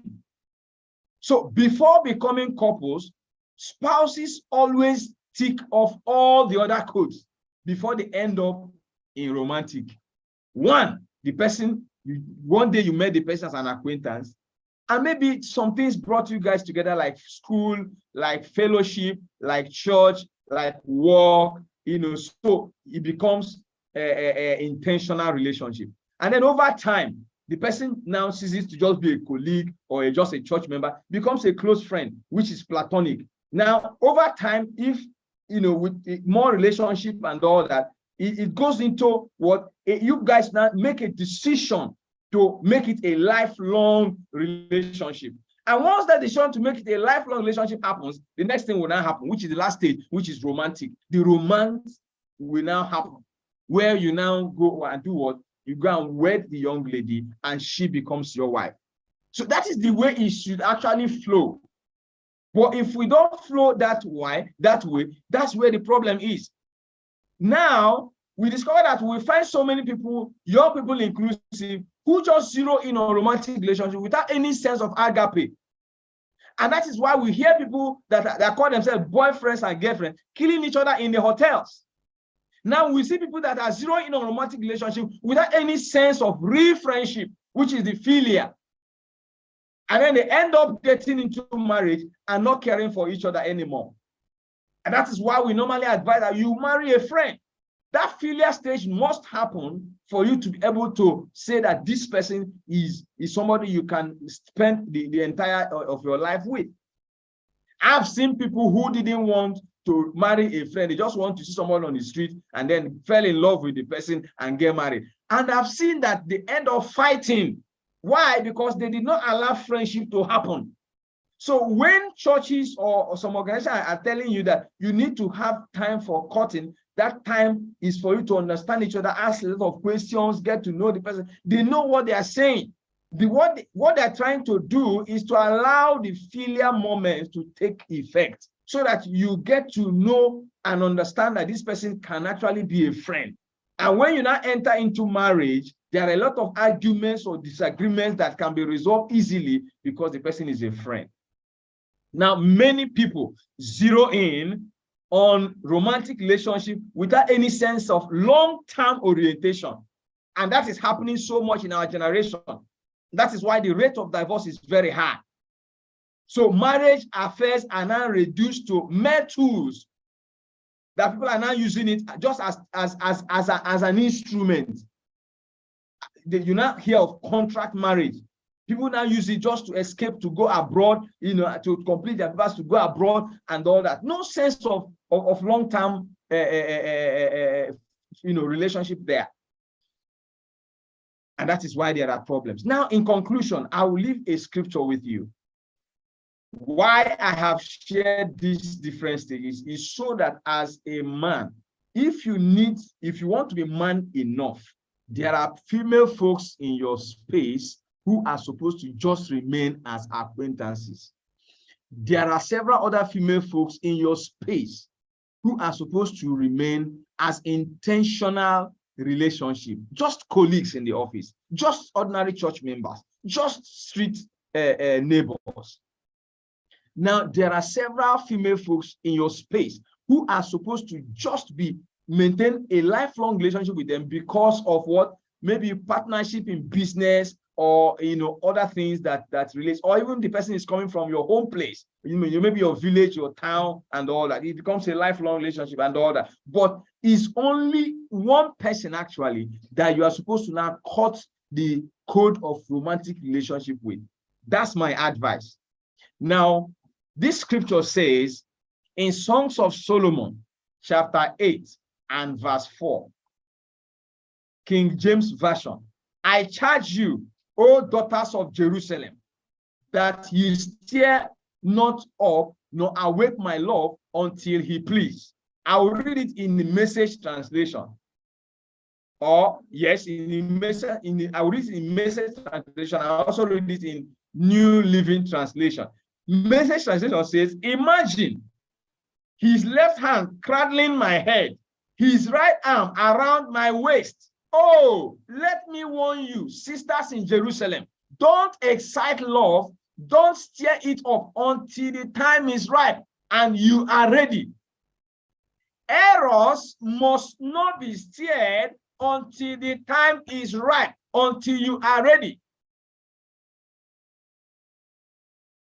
If you have that as a code for yourself, you will be able to manage a lot of female folks around you. Because it will help you to create boundaries. Now, this is not going to the extreme. We're only talking about helping your destiny and your life. Now, NLT says, promise me, O women of Jerusalem, not to awaken love until the time is right. There's always a right time for certain things. That includes romantic relationship. So if you want to be man enough, my dear brother, you need to be able to conquer that which has conquered most men. And once you're able to conquer it, then bravo, you are man enough. But if you're not able to conquer it, that you're looking for any young lady that relates with you, it must end in bed. Every female that relates with you must end in a romance. Then you are not man enough. So, in conclusion, I would say, endeavor to try as much as possible to understand that relationship has stages, align with those stages, and you will be much better. Don't also forget that we said you just have to stay as just enough, capable enough in your relationship with ladies. Don't go above board to become over capable. When you go over capable, you become a game man. God bless you. Thank you very much.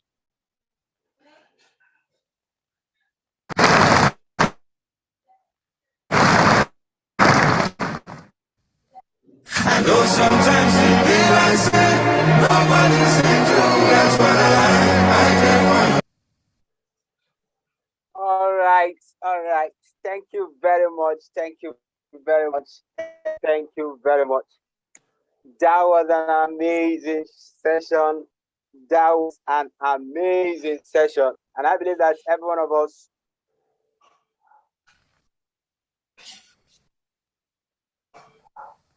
that was an amazing session. Thank you very much. Thank you very much for the knowledge you shared with us. Thank you very much. How to manage a relationship with the opposite sex. So I've just been taking notes. I have my notes filled up with a whole lot of nuggets, a whole lot of wisdom shared. The part of the responsibility of a that's the first. That's the first. So every one of us, you've had it. Part of your responsibilities as a young man is to understand the women you have around you, the women you have in your life. Okay, so you have to watch, you have to get to work doing that.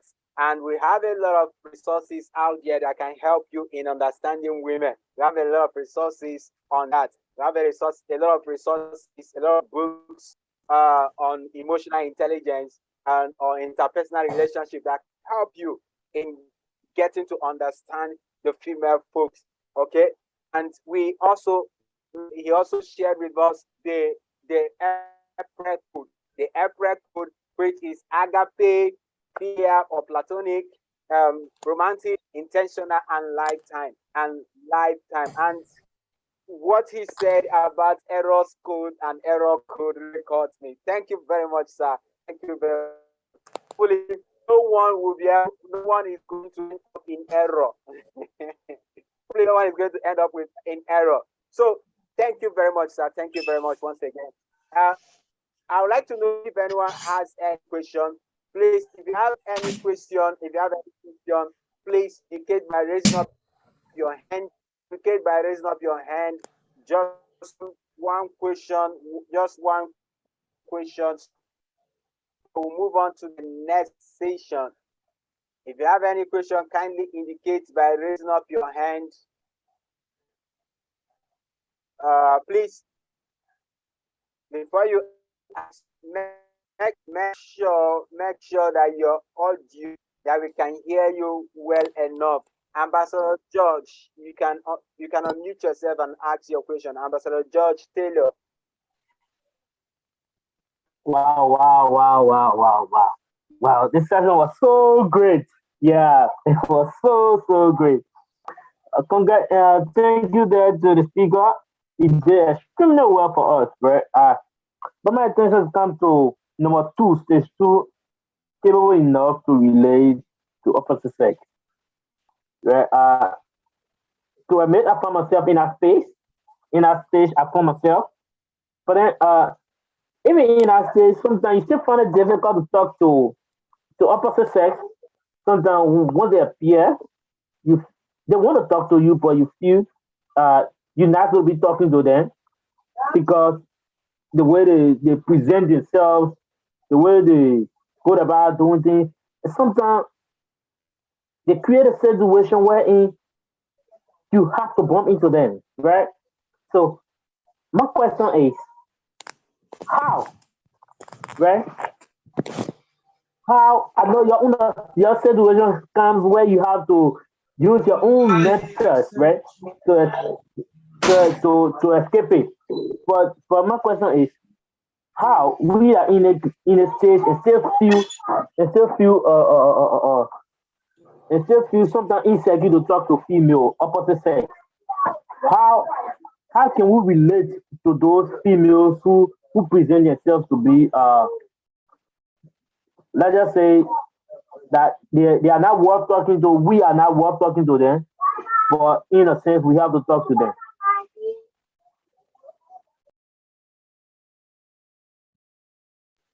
Okay, so let me try to get let me rephrase your question to know whether I got it clearly. You are saying that there are certain ladies who feel that you are not worthy to talk to them, but you still have to talk to them by virtue of circumstances or situations. Is that what you mean? Sure. Okay.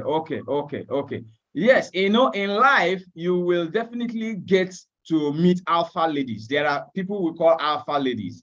Alpha ladies are those ladies who feel as if, we are taught right from childhood, and even the scriptures that women are expected to submit and all that. So, in our generation, there has been a lot of debate whether that should suffice or not. So there are certain women who believe strongly in women emancipation, as it were, and when you are relating with such people, they have it at the back of their mind, or they have this tendency to believe that right from the word go, you want to subjugate them, you want to subdue them, you want to make them feel inferior. So right from the word go, they become defensive. Yes, there are women like that. Now, the time, this course is actually supposed to be, only this topic is supposed to take us several hours or a few days, but we are just trying to crash a lot of things within the time. So now what you need to know is that there are certain skills that you need to be able to manage such people. Advanced skills, actually, because I'm a HR person and I relate with a lot of such professional women in my circle, but guess what? I've been able to manage and tame most of these people. In fact, I had several women who were my bosses. And to relate with a lady boss is not easy, especially when the person is also an alpha woman. So, but we've been able to manage that and get to make the person, get the best out of the person and then get the result that you are looking for. So it requires a lot of skill, which we cannot be able to, trash out in a single meeting like this. But there are books that will help you to begin to develop such skills, to manage such people, like books on emotional intelligence. Now go and read books about women. There's a book they wrote about men and women. They say that men are from Venus, women are from Mars, or men are from Mars, women are from Venus. You need to go and read that book. Now you need to go and read a book called 5 Love Languages. All these are the things that you need to learn to help you. In fact, there are certain books that teach about the psychology of women, which you need to be exposed to. I know there's a book written by T.D. Jakes that is talking about every woman. I think I've forgotten the title, but there's a book by T.D. Jakes for men, and there's a book by T.D. Jakes for women. Go and look for those two books, and it will help you to understand the role of the male and the role of the female. And then all these put together will help you to manage scenarios where you have alpha ladies who have premeditated notion that you are coming to subjugate, and dominate them. And so when they are relating with you, they are coming with that sense of, no, you cannot dominate me. There's a way to manage such people. But basically, you need to be a bit more psychological in your approach.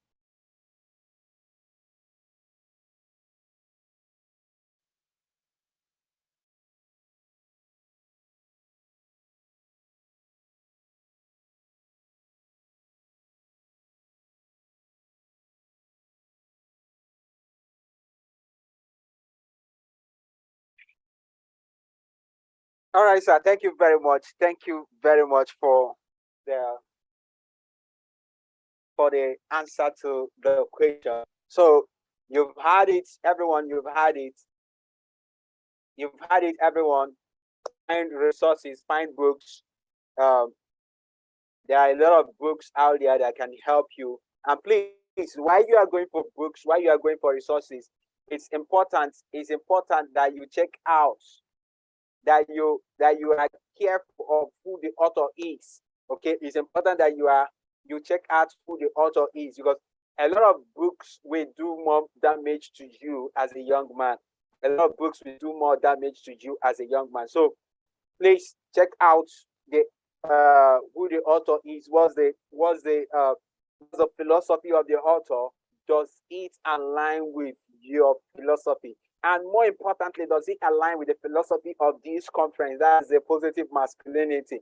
Does it align with the philosophy of this conference? So it's important that you check out the author you want to read from. Okay, it's important that you check out the author you want to read from, to ensure that the book or the resource you are going to be consuming knowledge from is one that aligns with the philosophy of positive masculinity. Once again, thank you very much, sir. We really appreciate you being here tonight, and we really appreciate you sharing this priceless knowledge with us, and also for sharing your experience with us. And I believe that everyone who has been part of this session, everyone that has been part of this session, will leave from this session empowered to do more in our relationship with the members of the opposite sex. Thank you very much, sir. Thank you very much, sir. Thank you for being here with us. Thank you very much. Thank you very much. My regards to your wife and the rest of the family, and enjoy the rest of your evening, sir. Thank you very much, sir. All right, sir. Thank you. Thank you very much. Okay, sir. Okay. We are making progress. We are making progress. Okay, so shortly we are going to be entering our next session. We are going to be entering our next session shortly, and our speaker for the next session is already here. And this session is one that will be building on all that we've been discussing so far. Remember, we started with the first session on positive masculinity, taking a look at what positive masculinity is, or what it entails. Okay, we try to understand what positive masculinity is. Okay, and then we move on to managing our relationship with members of the opposite sex. Now, to one of the most important topics, or one of the most talked about topic, especially as young men, and one that is really a source of concern to a whole lot of persons. That's the subject of finance. Okay, that's the subject of finance. That's what we are going to be considering next. Okay, we are going to be looking at understanding how you as a young man, your relationship with your finances. That is what we are going to try to understand in the next session. And to do this to the next session, we have the privilege of having Mr. Mepo. Mr. Mepo is the chief consultant of Mepmon Limited. Mepmon Limited is a business consulting firm that is focused on brand development with complementary business support services. Mr. Mepo has over 10 years of experience working with different companies across almost every sector of the Nigerian economy. He's the author of 2 deeply inspiring books for young people, Seeds of Greatness and To the Gear and the Guys Who Love Them. To the Gears and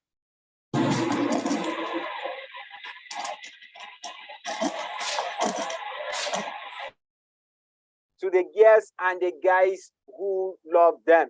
So he is going to be sharing with us this night on the topic of you as a young man and your finances. So everyone, please join me as I welcome Mr. Mepo for this next session. Mr. Mepo, it's nice of you to join us this evening. Thank you very much for joining us. Thank you very much, sir.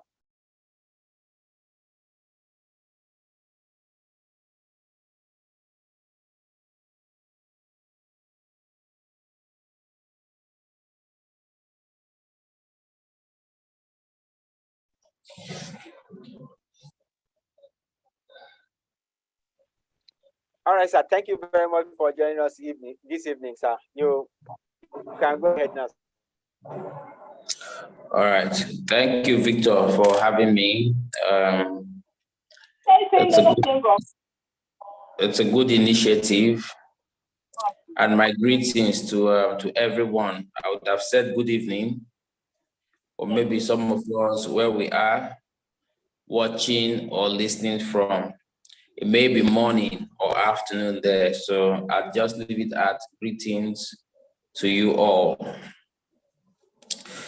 I have a whole lot to say, but I'm just going to say just a few things. And the reason is because when it comes to this subject of finance and men, I'd prefer to answer practical questions. I prefer to answer questions that people are dealing with. It usually makes the session more meaningful for me.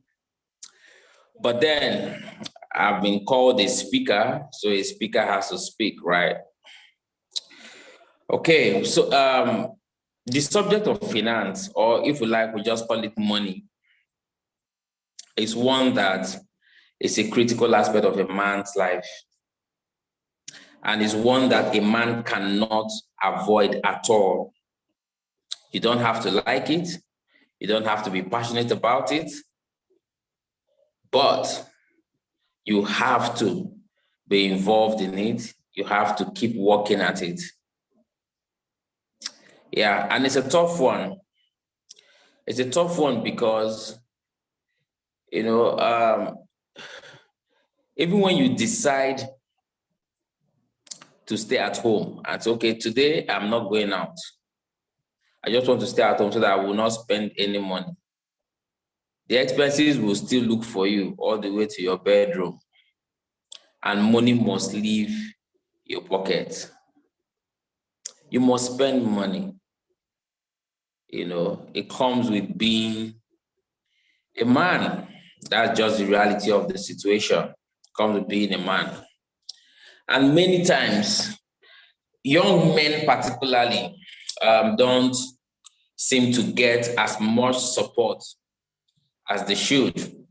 And I'll just tell you a story. even though this story that I want to tell you is not directly related to money, but you will get the point. Every morning I take my children to school, and I notice that many of us look out for other parents who are walking down to the school on foot so we could give them a lift. And then I noticed many times that people, both men and women who are driving, are quicker and more responsive to give lifts to women with children, which of course is not bad at all. But it got me thinking why we are not as responsive to giving lifts to men. Now, if a man is all alone, you can say that, well, he can take care of himself. But I'm talking about men with children. I mean, how about giving the lift to the men for the sake of the children? So sometime this week, after I had dropped my own kids at school, I took a turn to pass right in front of the school again to head back home. And then I saw a young man, carrying a very little baby. I think that child is just starting school. And it was quite a distance that they were walking. So I had to pull over for him to join. And I did that because it was something I was already thinking about, that how come we don't pay attention to the men on the road to give them lifts? And so while I pulled over and he joined me with his child, another man that was ahead of him, somewhere in front, quickly rushed down to join us with his own son. And I didn't say anything to them. I greeted them and took them all the way to the front of the school gate, and I moved on. But it touched my heart. It was quite heartwarming. And it got me thinking that that's a similar thing that men face, young men face in their careers, in business, and so many other instances, particularly as it concerns finance, as it concerns money. Now, the reality of that, and why I've shared that story, just to tell us that as men, we can't even afford to depend or hope, right, on handouts, gifts, and all that from anybody. We have a responsibility to find money, to take care of us, and to take care of as many who rely or depend on us. And it seems like the harder you work, the more difficult it is to achieve your goals, because the economy is also not standing still waiting for you. There's inflation. For each year that passes by, it's going to cost you way more to do a lot of things that you want to do. And so that means more work for you. I mean, these are the realities, and we know this, right? We have our women to take care of, we have our children, those of us who have children, or those of us who are looking forward to having children. You would have children to take care of. You'd have families to take care of. And you'll have families on both sides. You have families on your own side, and you have families on the side of your wife, if you're married or when you're married. And of course, you also have other dependents. If you're running a business, you also have your employees to take care of. And the list goes on and on. I mean, you belong to one association or the other, maybe your school alumni group, and then there's one contribution there or the other. Somebody's getting married, you need to play a role there. I mean, it's unending. The more you sort out these issues, the more these issues keep charging, like a hungry lion at you. It's crazy. So what do we do? How do we manage all of these? Well, still the fundamental and ancient principles of money. The first thing I like to say, even before I get to that, which are things that we already know, so I just want to remind us about that, right? The first thing I want to say is not everything that is urgent is important. This is a very important rule that you must learn as a man. If you learn it when you're younger, better for you.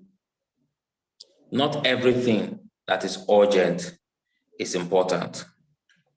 So you get a lot of requests for urgent support, urgent need. In fact, I got one yesterday and it came from my father and I had to turn it down. It was important, but not so important that I should suffer high blood pressure for it. I'd analyze the situation. It was something that ought to have been done some 3 months ago. I was not informed until the first penalty had been applied. I was not informed. And then barely 24 hours to the deadline, that's when I was informed. And so if it was me before, I would start fretting and, subject myself to so much pressure on what to do, how to, But the more I got to learn this principle, the more I've been able to also stay sane and know that I can't possibly solve every problem out there. So I must have a filtering system to filter and know the problems that are crucial, that are most important. So I order, even though this is part of spending, we'll still get to it. I order things according to priority. So I have the primary things that I must spend on, things like rent, things like food, things like, childcare, my children's school fees, and all of that. And of course, there are also secondary things. Secondary things has to do with things like basic comfort for the home front. There are some things that we have to do to make the home comfortable for us. And then before we now graduate to the tertiary, the tertiary things.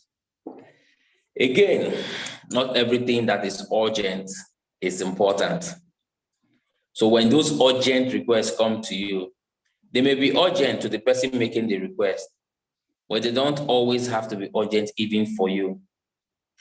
If you have a good heart, they're a compassionate person who always wants to solve problems and all that, you'll feel bad to say no or to resist certain urgent requests.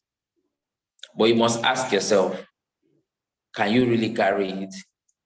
Are you not biting more than you can chew? Okay.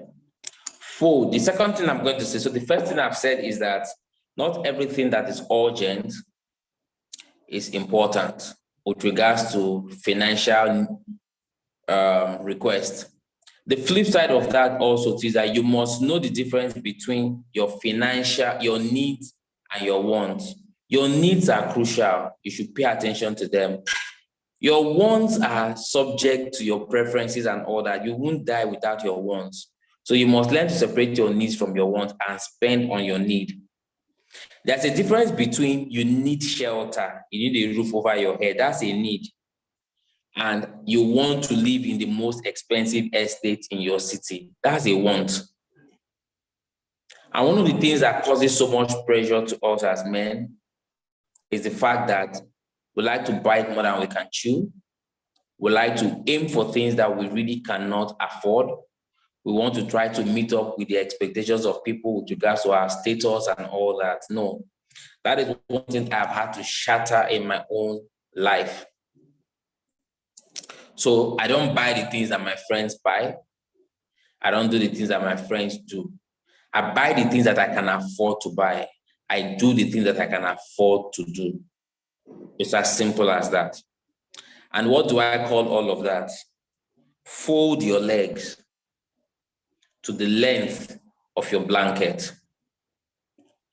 Fold your legs to the length of your blanket. I've lived in the same house for the past 9 years. Not because I couldn't have pushed myself to move to a bigger house, to move to a better neighborhood and all of that. But I need to ensure that I'm consolidating my finance. So there's no pressure. I decide I decide, for example, for the past 3 years, I decided I wasn't buying any new clothes. I had to live and manage with the ones that I've had. So since 2018, all the way to 2022. So it is this year, in fact, just recently, just barely less than a month ago, that I actually started buying some clothes. So we must learn to be tough. By the time you've learned to be tough even on yourself, deliberately, not out of circumstance, there's a difference between not buying things because you really cannot buy it and you cannot steal. And you having the money to buy something, but you restrain yourself from buying it, because buying it means that you won't have the money to now do other things. It is called controlled gratification. The fact that you have 1 million naira does not mean that you're a millionaire. So you cannot afford to live like a millionaire, because that 1 million naira, you spend it on something, you don't have the funds to spend on other things.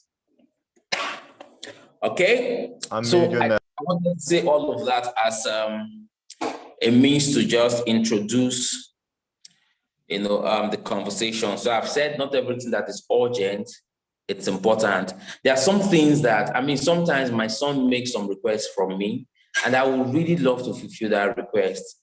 Immediately, that thing just kicks in my head. Not everything that is urgent is important.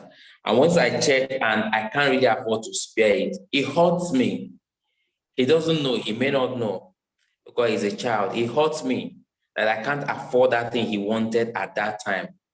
But this is for the greater good of everybody, because the following morning, I need to put that money into making sure that there is custard for him to take in the morning, there is snacks and lunch for him to take to school, and there is also dinner when he returns.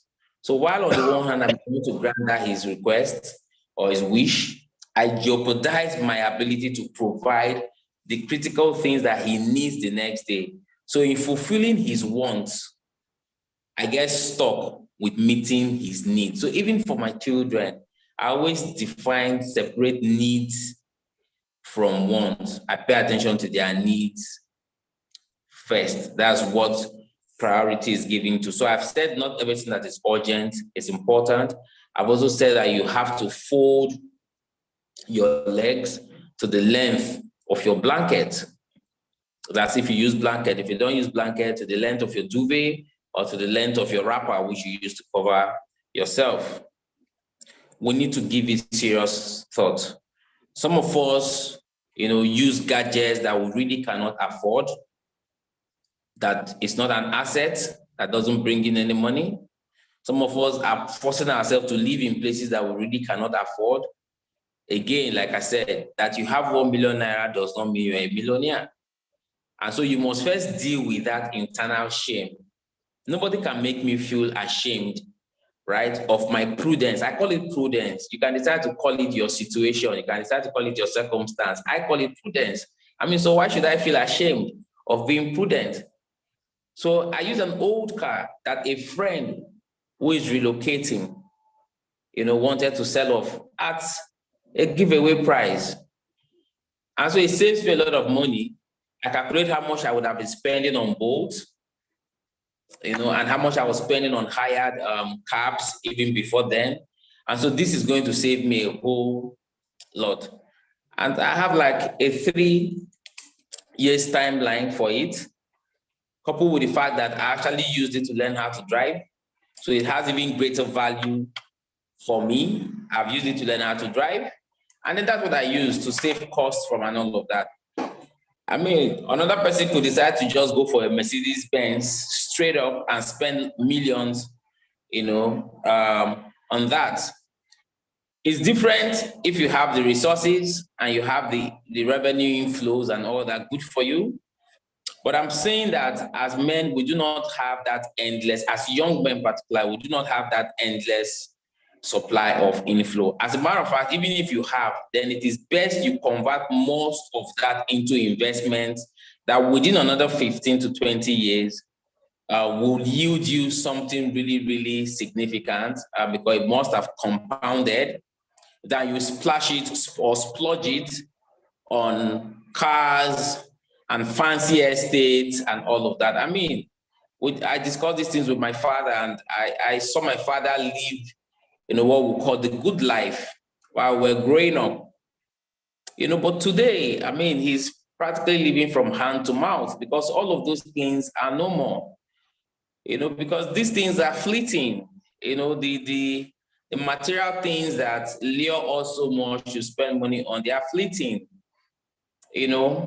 So critically, when I have this conversation, people expect me to come and start sharing ideas on how you can make more money. And I don't like to have those conversations because I think that the fundamental thing is how we think about money in the first place. That's what we need to pay greater attention to. Okay, I'm going to just talk briefly about earning. I've been talking about spending, but I'll still get back to it. I'm going to talk about earning, spending, saving, and investing. These are things that every young man must take seriously. Every young man must take these things very seriously. So I like to talk about earning first, and this is what I like to say, that earning is a result of effort. And whatever it is that you're doing to earn money, it's important that you ask yourself, what I'm earning, is it commensurate with the effort that I put in? At the end of the day, am I able to take care of my needs based on what I earn? So that's question number one. So you want to keep thinking in terms of finding things to do where your effort, the effort you put in, levels up with the rewards, levels up with what you earn.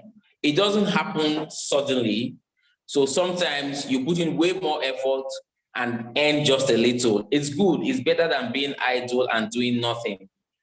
But you have to keep thinking of how to earn more. And it's not going to just drop from the sky, which means that you have to skill up.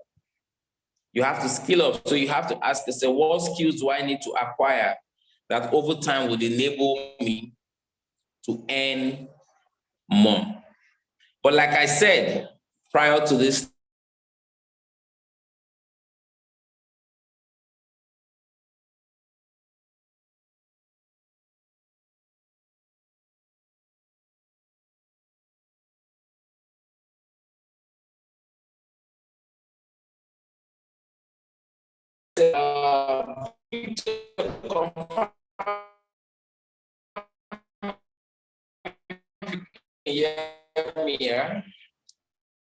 You are very laggy.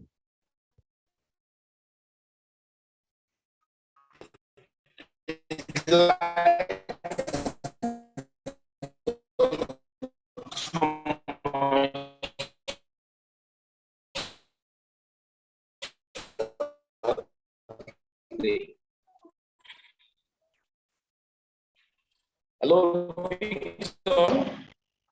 Hello, Victor. Hello, sir. Hello. Can anybody hear me? Yes, we can hear you now. Anybody hear me? Yeah. Okay, great. So I guess I just I continue. So while you're earning, whatever it is that you're doing to earn is okay.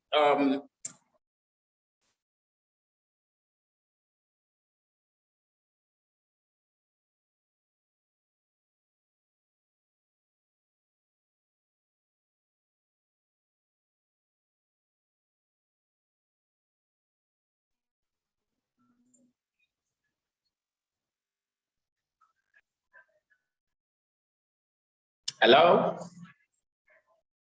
Yes, sir. We can hear you now. We can hear you now. Oh, okay. All right. So whatever it is, I tell people I can do cleaning for a living. I could shine shoes for a living. I mean, even right now, I'm not just saying imaginary stuff. If I fall on hard times and life gets tough and all that, I could do so many things with my hands, even menial jobs just to get by. So it's okay for you to do manual jobs and all that to get by. But constantly you have to be thinking. I went to the car wash a few days to wash my car, and the young man who washed the car approached me to come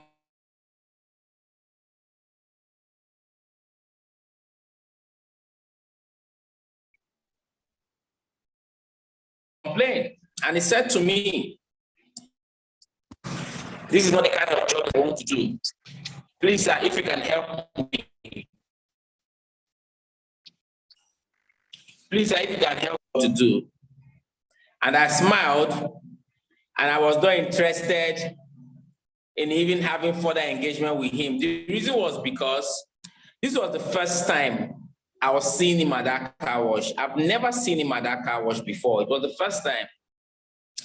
And I would have preferred that this young man paid attention to being diligent. You know, I'd have preferred that this young man allowed me to, on my own, notice that this job that he's doing is beneath him. And so I may want to now engage him to find out more about him. And then who knows, because I'm a recruiter, I may now find another job that may be suitable and paying better. But he's shown signs of, you know, not wanting to start from somewhere and spiting the job that is currently feeding him. Because the owner of that car wash is my friend.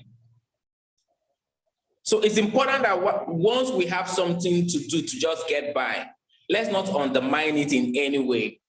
Let's still give it our very best. But like I said, or the point I'm laboring so hard to make, is that we have to constantly be thinking about the effort, how the effort matches or levels up with the reward.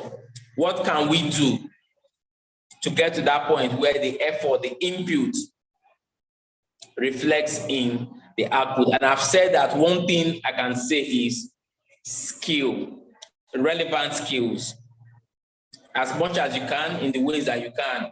If you can't afford paid trainings to acquire these skills, look out for internships, look out for apprenticeship, in anywhere at all that you can acquire, even if it means you're going to be self-taught, which means that it will take you a longer time, but at least you're still on that journey. So earning, there is not two ways about it. If you're going to fix your financial issues, you definitely would have to earn. And the better you earn, then the further you move away from those financial challenges, if you put into perspective other factors to consider. The next is spending. You see, earning and spending go together.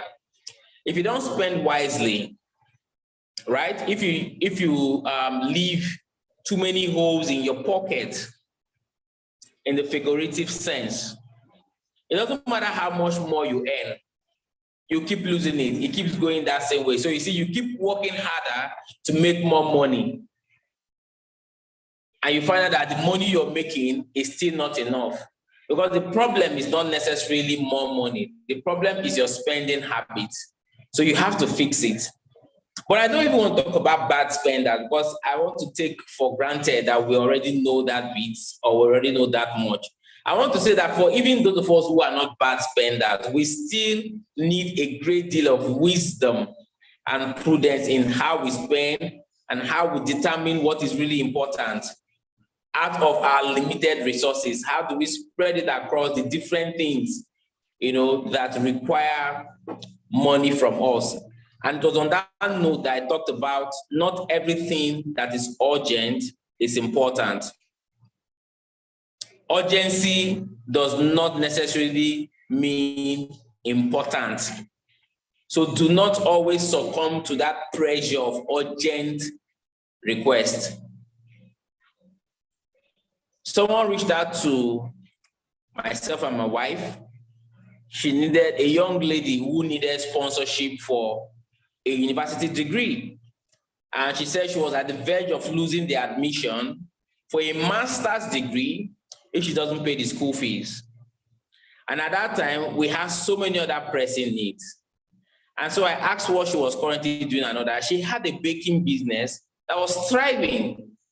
Of course, a small baking business, but it was doing well. And I said to my wife, I'm sorry, but because my wife brought the request to me. I said, I'm sorry, but this is not something we can do. Let the young woman focus on this baking business. Try to save some money from it. In fact, I'll be more interested to know how much she has saved from the baking business, and then I can complement, I can add what I can contribute to the school fees. Is she going to die if she differs the admission by a year? The answer is no. Is somebody dying?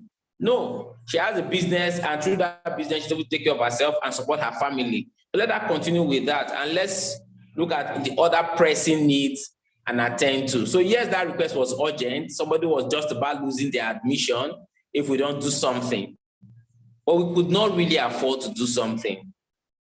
Well, we may run the risk of being called wicked or bad or whatever. And I say that until you've been called wicked, stingy, whatever it is, you've not really, you are here to start practicing good financial management, because people who feel entitled will call you those names. And this is not to say you shouldn't be generous or you shouldn't practice charity, right? You should, but you need to be able to balance things up. It's just like the same principle where you can't throw a party when you are owing people. It doesn't make sense.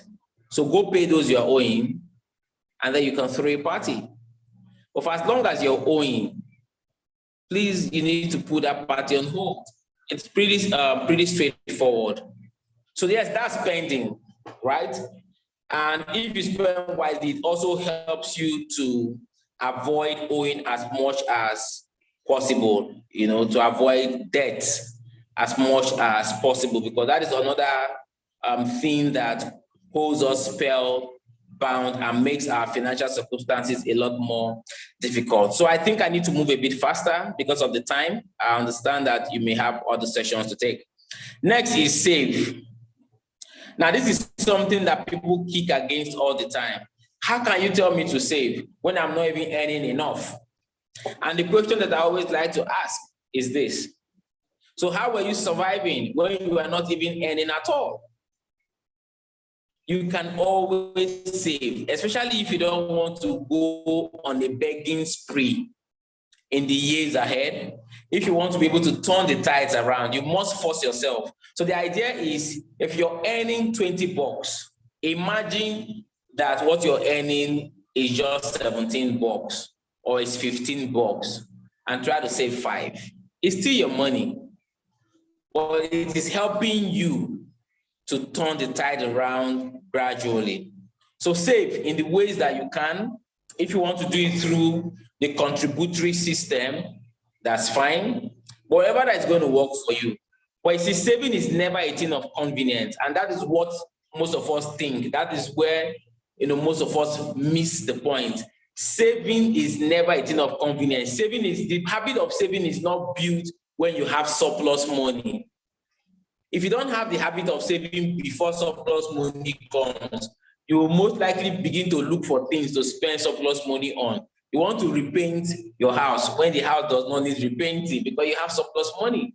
You want to change your devices when there is really no need. You can still carry on with the devices you've been using, because surplus money has a spirit. It has feathers it wants to fly. So you must have developed that habit of saving even before surplus money begins to come. Saving is a habit that is formed out of compulsion. You have to compel yourself. You have to subject yourself to it. It is not a fun thing. It's not a thing of convenience. It doesn't happen just like that. You must compel yourself. And it's not in the amount, it's in the habit. So no matter how little it is, just gradually develop that habit of saving. And then lastly, invest. Invest. Whatever you're doing, you have to, within the shortest possible time that you can, get to that point where you invest. The monies that you get from your business or from work, they are like seeds. Not even like, they are seeds. It is what you do with those seeds that will determine whether you eventually become financially free, that will determine whether you eventually become rich, wealthy, whatever it is that your own ambitions or dreams are. And it takes a lot of years. This whole thing about financial stability, attaining wealth and all that doesn't happen overnight. It takes lots of years. So it goes from, depending on your present status, but it moves all the way from the days of poverty, the days of suffering, and then all the way to where you're financially stable and all that. And that progression is dependent on your financial intelligence, your mentality, your approach towards money, even the days when you had none. That's why I have a book titled Money Management for Those Who Don't Have Any. And it's one of the books that helped shape, my perspective when it comes to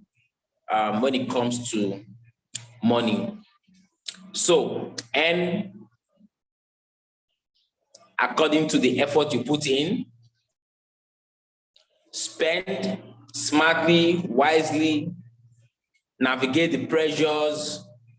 Don't let all of the urgent requests get to you.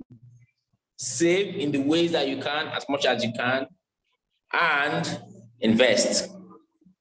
It's progressive. It doesn't happen suddenly or overnight. And I think I'd like to just end on the note of saying that you must be zealous enough. We live in a time when the pressures and the experience of the past, and maybe the examples we've been exposed to and all of that, we're beginning to see a lot of young people relax. Like, what's the point? I've been trying so hard and it's not coming. So too many young men are becoming relaxed, and young women are gradually becoming more of the breadwinners. Young men are hoping for a day when they just suddenly become wealthy. So they are into all kinds of gambles, Ponzi schemes, and all that. It doesn't work that way. If you want to have a giant tree, you must start from that baby tree and nurture it all the way to the point it becomes a giant tree. Your tree will not suddenly become a giant tree. The same way that hair by hair, our heads go bowed. The same way, grain by grain, we get to fill up a bag of rice. Like I said, there's a whole lot to say, but it's pretty much difficult knowing what direction to take it because I do not know the exact circumstances of those who are listening to me. So I'd like to stop here. I don't know if there's a question and answer session so that I can take questions instead of doing all of the talking.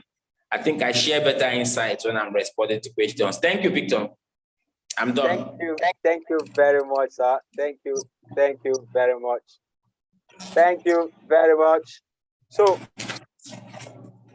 please, if you have any question, just indicate by raising up your hand. If you have any question, just indicate.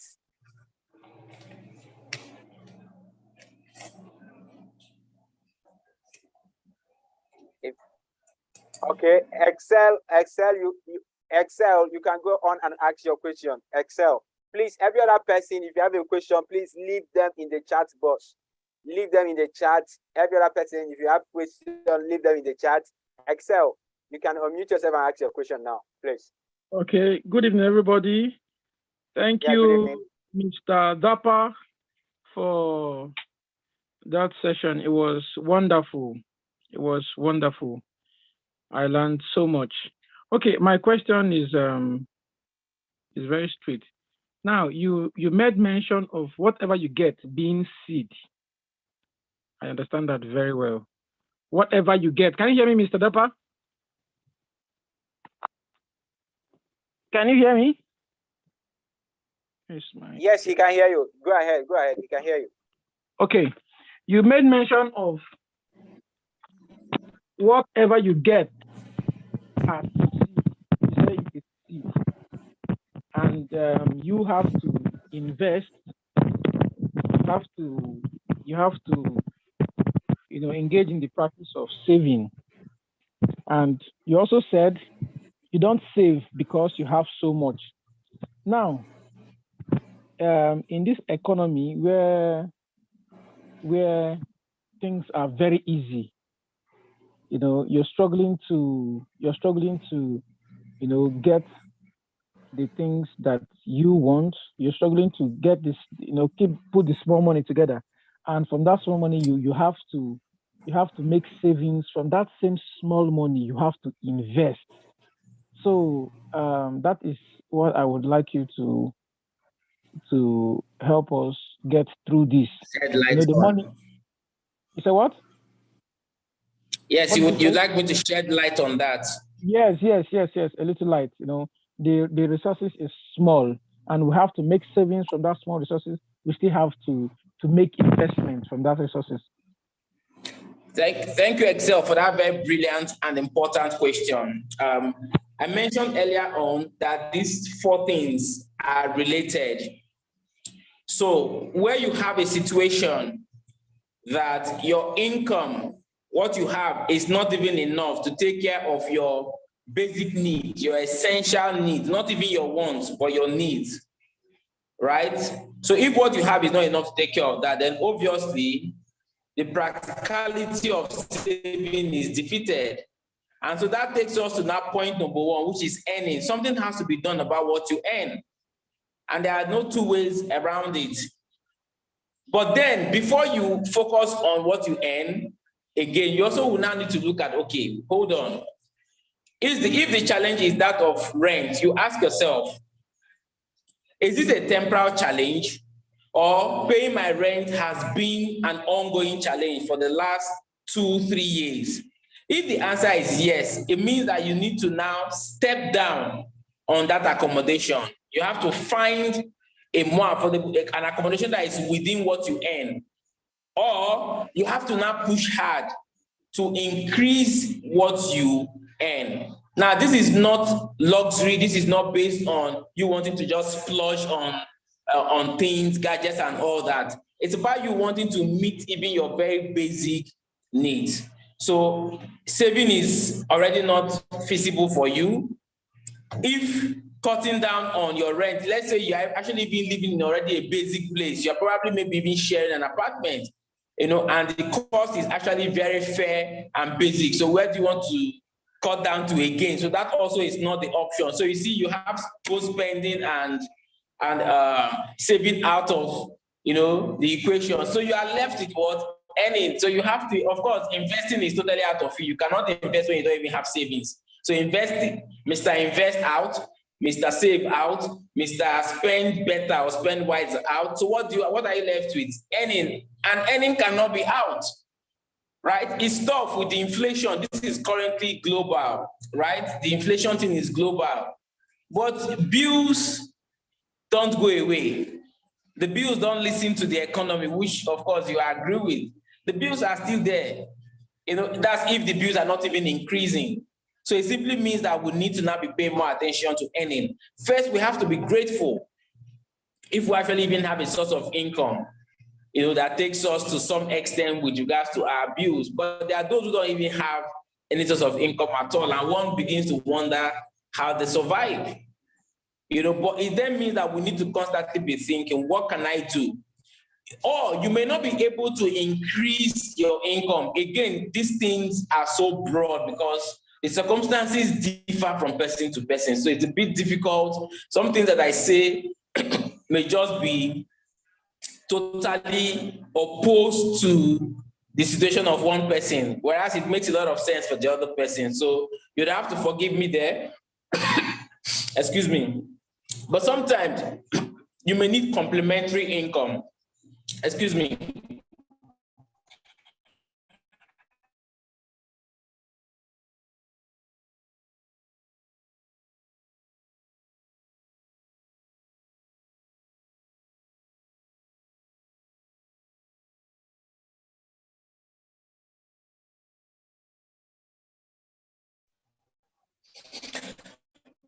Okay. Sorry, to drink water.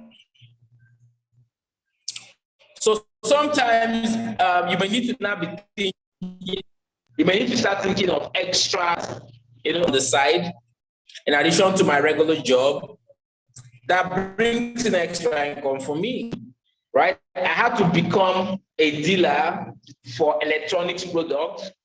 So I had to get registered with a major importer of electronics products, you know, and I sell electronics products and I'm able to earn an income on each product that I sell. I mean, that is me doing that. I'm not saying something I did in the past. I'm doing it currently. And then I just got registered with the real estate company as well too. So that for every time I make a referral to someone who buys land from them, I get a commission. You know, these are things I also have to do in order to help me meet up, because inflation keeps eating away my purchasing power. So I also have to do what I can. So I hope that helps. Excel. Thank you. Thank you very much, sir. Thank you very much. That was a wholesome reply. Thank you very much. Thank you very much. You really touched on many other questions that I believe that a lot of persons have that they've not been able to voice. And this session has really been eye-opening. This session has really been eye-opening. Thank you very much for sharing with tonight. Thank you very much. Okay, it appears we do not have any more questions, and I wouldn't want to keep you here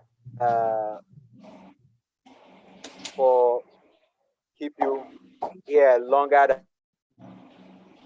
than you'll be able to take your rest from the long day you've had. So thank you very much, sir, for being here with us. We appreciate you. We appreciate for your time. Thank you very much, sir. Thank you, Victor, and thank you everybody.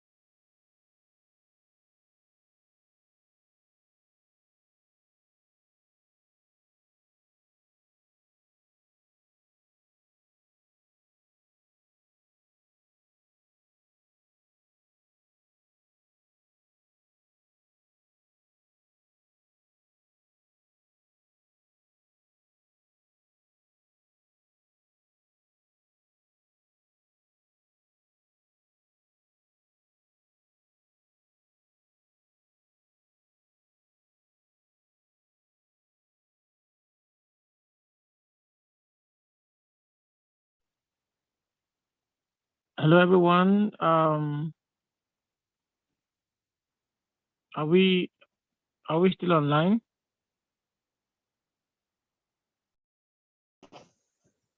Sure.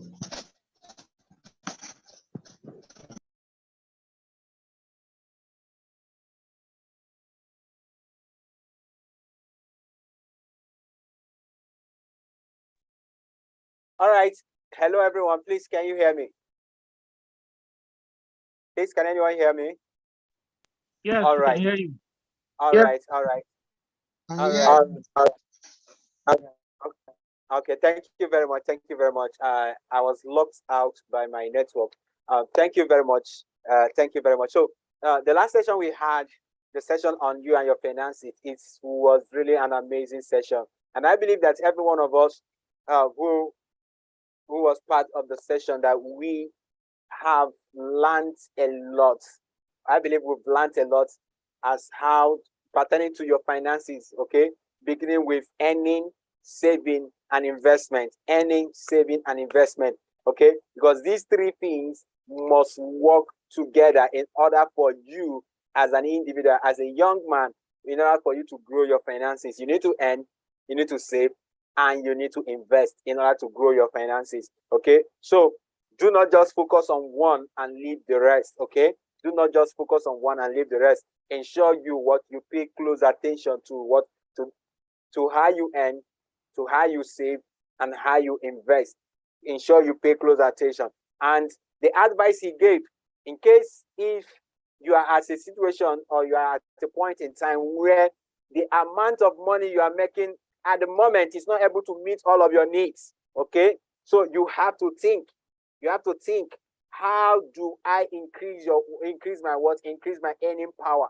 How do I increase my earning power? Okay. And one of the ways he suggested, or one of the ways he recommended, is that you acquire more skills.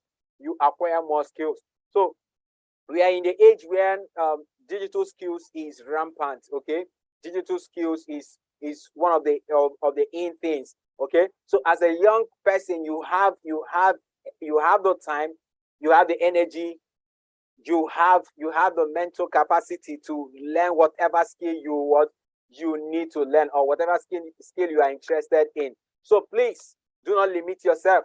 Go out there, learn whatever skill available in order to increase your earning power. And while you increase your earning power, cut down on your expenses. Focus on the things that are your needs. Remember, it's not everything that is urgent that is important. It's not everything that is urgent that is important. So thank you all for continuing to be here. Thank you all for continuing to be here. Now we are going to be moving into another important session. Okay. Now this session we are going to be moving into is a panel session. We are going to have some gentlemen from amongst us who are going to be having a discussion on the topic of rejection.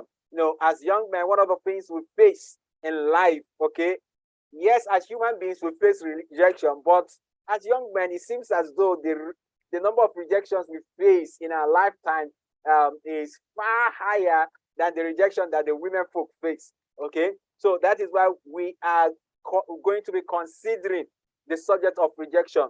How do you deal, or how do you handle rejection as a young man, as a human?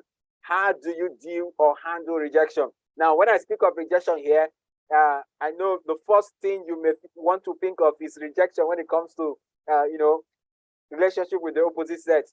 That is one of it, but that's not the only. Okay, we have rejection in businesses. We have rejection in businesses.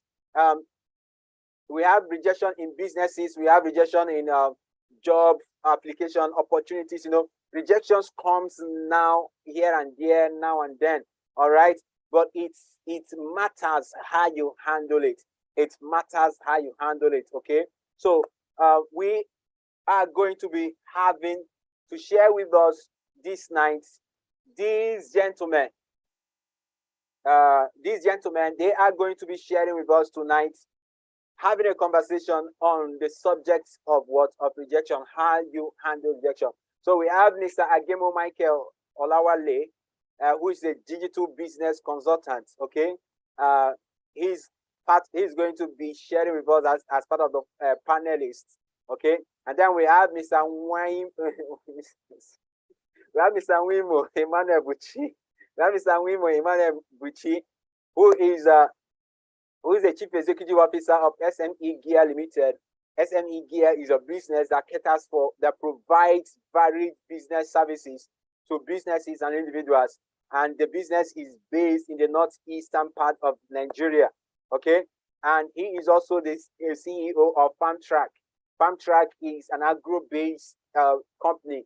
So, and we have Mr. Eze Ifeanyi Jenny, who is the owner of Quantum Tech Phones and Gadgets.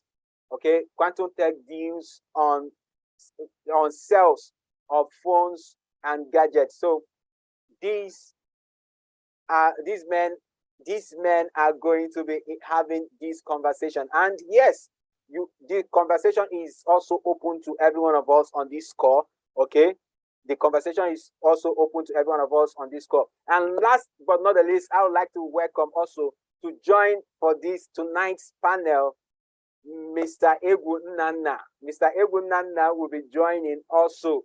So please, gentlemen, if you can hear me, we would like for you to unmute, and if possible, turn on your video, because we would like to see your handsome faces. Would like to see your handsome faces. Yes, I can see Mr. Egunana. Mr. Egunana, thank you for being here with us tonight. Thank you, thank you, thank you, thank you. Then I can see Mr. Ezefanye. Jenny, thank you very much for being here tonight. Thank you very much. Thank you very much for being here tonight. Where is Mr. Michael? Mr. Michael. Okay, Mr. Michael is here also. Mr. Michael is here also. Gentlemen, you are all welcome. You are all welcome. You are all welcome. You are all welcome. And then, Mr. Michael, you may want to turn off your video, please. Yes, thank you. All right. Okay. So, gentlemen, thank you for joining in tonight. Thank you. It's nice to have you for tonight's session. It's a panel session. And just before we go into it, please, just a brief, could you briefly introduce yourself? Let everyone know more about you, briefly. Mr. Egunana, please, you can go first.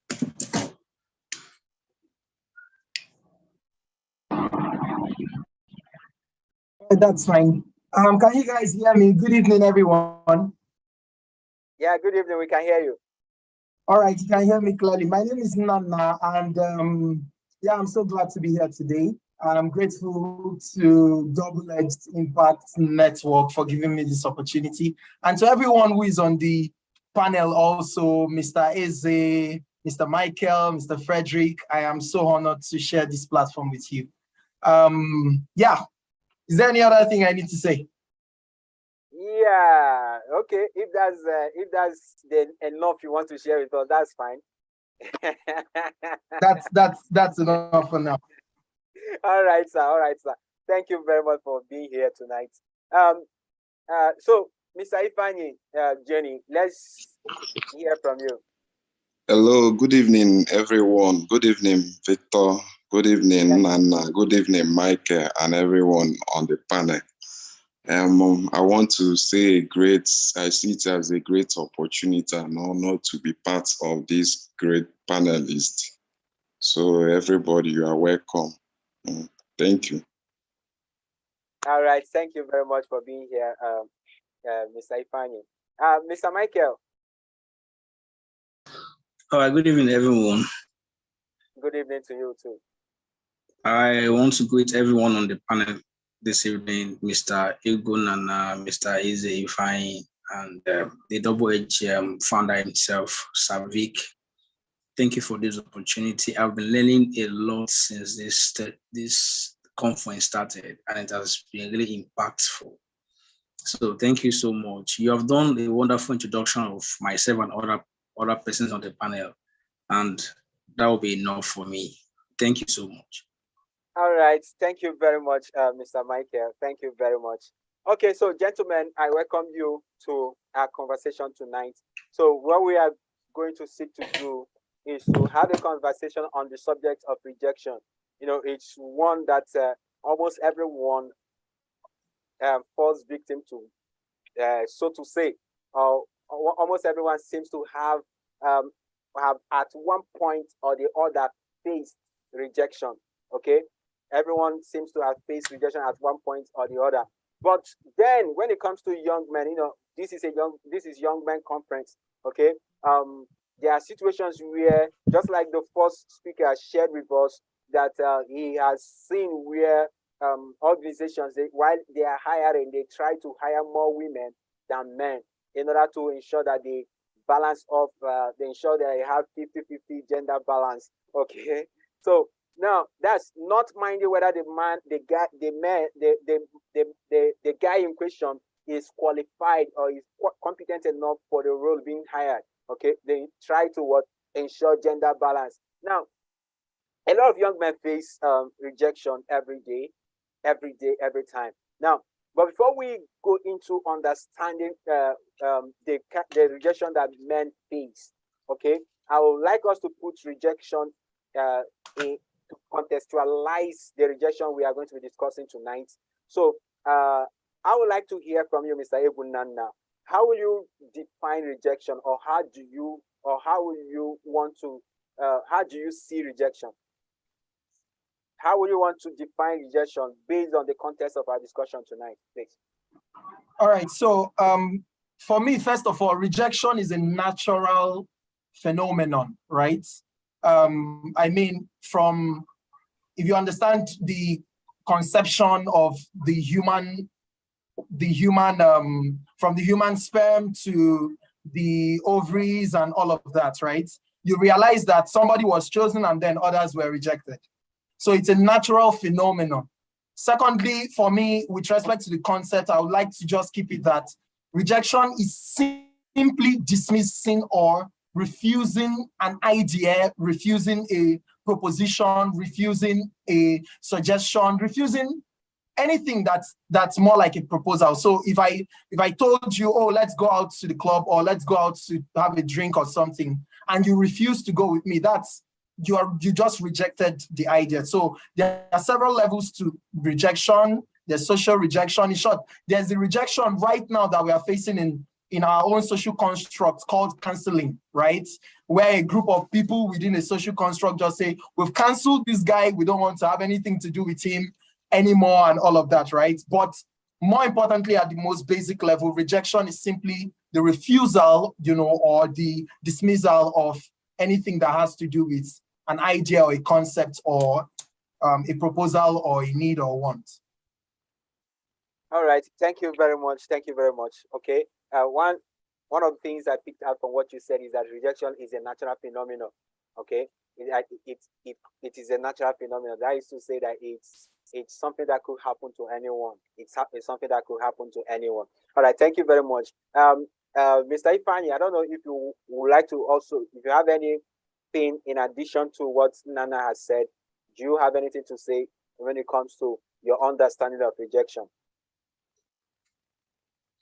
Like Nana has just said, rejection is in the beginning and is something of continual as in any aspect of our life, be it business, be it career, be it academics, any aspect of our life, we face one challenges or rejection or the other. But in essence, rejection in itself is not bad, but it is how you understand it and the purpose of that rejection in that time. Because there are some things that happen that you need to understand that maybe this is not the right time or the right place. So it's a kind of a propeller, it's a natural instinct of human survival. Like Charles Darwin, we always say, the survival of the fittest, that the best species adapts to the change. So it's a kind of a way either to move you from the comfort zone or to move you to the next level. So that is the way I understand it. Thank you so much. Thank you very much. Thank you very much. You had to go and quote Charles Darwin. Okay. Thank you very much. Thank you very much. Mr. Michael, please. We've understood from we've had a bit of understanding of what rejection is from what Nana shared and Ifani. So we would like to hear from you, Mr. Michael. What are the common rejections that young men face? Now we are trying to bring this down to the context of our conversation tonight. What are some of the common rejections that young men face? Okay. What are some of the common rejections that young men face? We'd like to hear from you, Mr. Michael. Okay, I want to thank you for the opportunity once again, and I want to thank Inanna and Ifeanyi for adding context to the meaning of rejection. They have said so much already. So there are some common rejection that young men face, and the first of it all will always be relationship. The first of it all will always be relationship, because the essence of creating a lot of human beings for God is for us to coexist.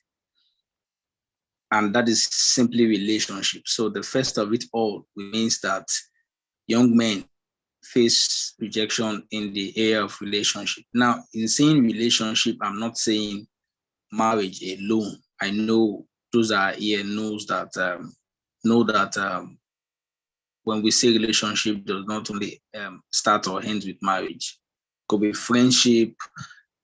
You could offer a friendship to someone and someone reject it. I don't know if you're getting me. You can extend the hand of connection to someone.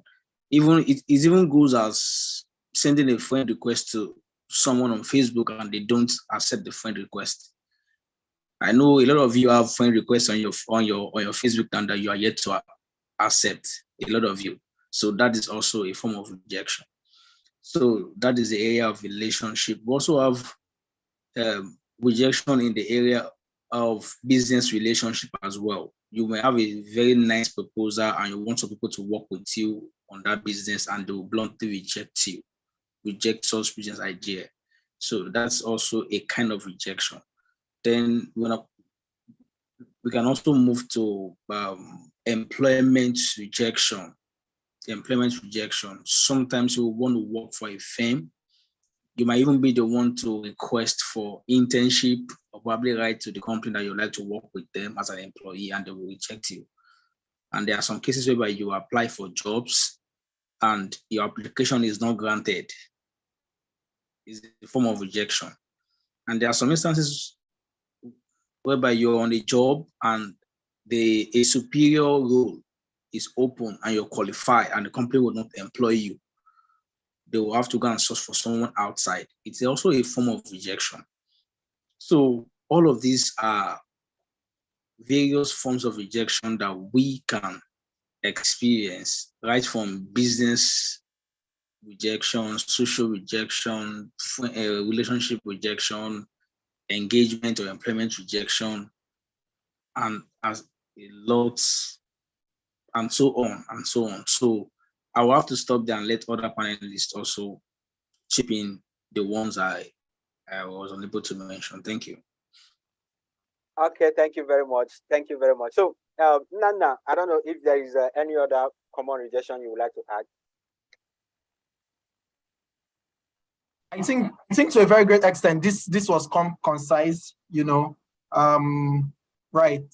Maybe more will come on as the questions begin to come in, right? So there are some that could not be covered that other people would love to ask questions about. I think that's going to come in later. All right, thank you very much. Thank you very much. Okay, so for every other person who is listening in on this conversation tonight, please don't forget you could ask your question. You could ask the panelists questions and have them answer the questions you have. So please, for orderliness, please drop your questions in the chat. Drop your questions as a chat. I will see your question when you drop it as a chat, and I will ask the panelists. Okay. So thank you all as we cooperate. Now, we are going to be still on rejection. Okay, with Mr. Michael have tried to direct our attention to some of the common rejections that we have, especially as young men, a relationship, employment, ideas. You know, you have ideas and it's rejected. Okay. Now, Mr. Ifeanyi, I would like to you to share with us. Has there been a time? Okay, what are some of the? Can you share with us a time in the past when you faced rejection as an individual? You know, as a young man, has there been a time in the past when you faced rejection? Okay, whether relationship, whether employment, whether idea rejection. Okay, so just share with us your experience with rejection. Has there been a time when you faced rejection? Yes, of course. There are many of them in many aspects. And as a businessman, it's one of the things you see on daily basis. Like the other day, there was a quote I posted on Facebook from Tony Elumelu. He said that entrepreneurship is not a quick one or just a sprint, but it's a marathon. So in life, there is aspect of you seeing one rejection or the other or one challenge. So it's part of life, it's part of becoming. So I have come to a point to see any challenges or anything thrown at me as part of life, and I need to understand it and overcome it. So I believe that life are in stages, men are in sizes. So for me, mainly I have had it in business aspect. Like sometimes you'll be there, you have concluded a very nice business, you have calculated your profit, you understand, you have just used your calculator and do the minus and plus. You have your head will be swell up. So at the end of the day, somebody may come up with stories and all those things. So in this business aspects, yes, very, very well. But I have come to understand it's part of life. So in academies also, I remember when you want to get admission, you wrote jam, you got a good score, you try all your best, you couldn't get admission. And at the end of the day, you see yourself saying, why is it that I couldn't get this thing? So all those things are also part of relationship, also part of rejections. So that Yes. is life. So that is it. That academic part. That academic part. I had a fair share of that. I had a fair share of that. UNN really rejected me. Yes. So just like we say it in Nigeria, jam really jumped. Jam really jumped. Yeah. Yes. So, all right, so you can go on. Okay, so that is the aspect of it. So there's whereas like when I come to Lagos in 2018, so a lot of work I did. So at the end of the day, I say, let me just focus on myself and build my own business, because the working environment, be employed. I'm not discouraging being employed. Some people are designed to work under some people. You are designed to be an entrepreneur, but I'm just talking out of my own experience. So I discovered that in those kind of environment, the attitude shows of rejection and negligence and I don't care attitude in those environments. So all those things, they're more rejection in workplace, rejection in academics, rejection in even relationship. So all those things are part of life. And sometimes all those things work for good. Like I will say in decent ones, especially in terms of relationship, although I decided, but at the end of the day, I started seeing the importance of being focused on one thing at a time. So that is it. So that is where I stop. Let other panelists continue. Thank you so much. All right. Thank you very much, Ifeanyi. Thank you very much. When you talked about rejection in relationship, I had to look at Miss Nana. I had to look at him. So I don't know if he had his own share of rejection in relationship, and if he will be willing to share with us his experience in that regard and how he was able to handle it. So, Mr. Nana, have you had experiences in that regard, and how were you able to handle that?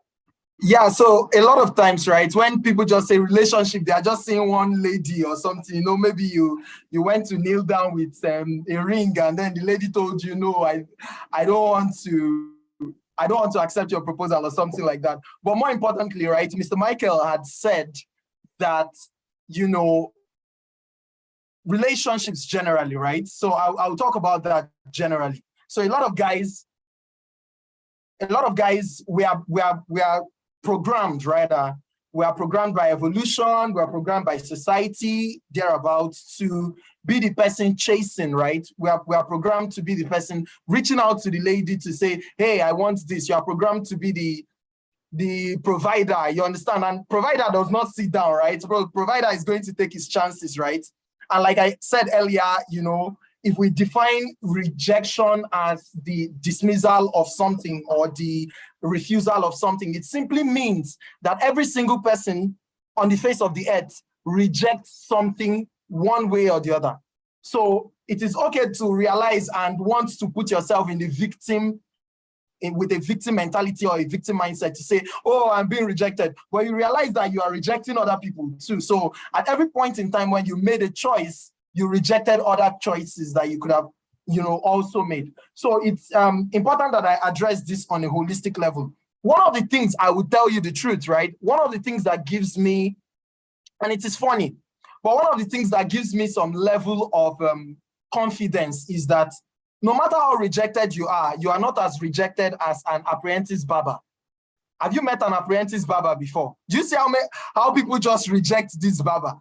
You come into the store and then there are 7 people lining up waiting for the main oga to come and barb them. And the apprentice barber is just standing there, you understand? And nobody wants the apprentice barber to work on his head. Do you understand? So nobody gets as rejection as an apprentice barber. So with respect to this, I want to say that rejection is not the problem, as Mr. Ifeanyi had earlier said also. The idea or what is most painful is that you are rejected on the basis of your merits. I think that is what's most painful. Do you understand? That point in time when you are rejected not because you are not worth it.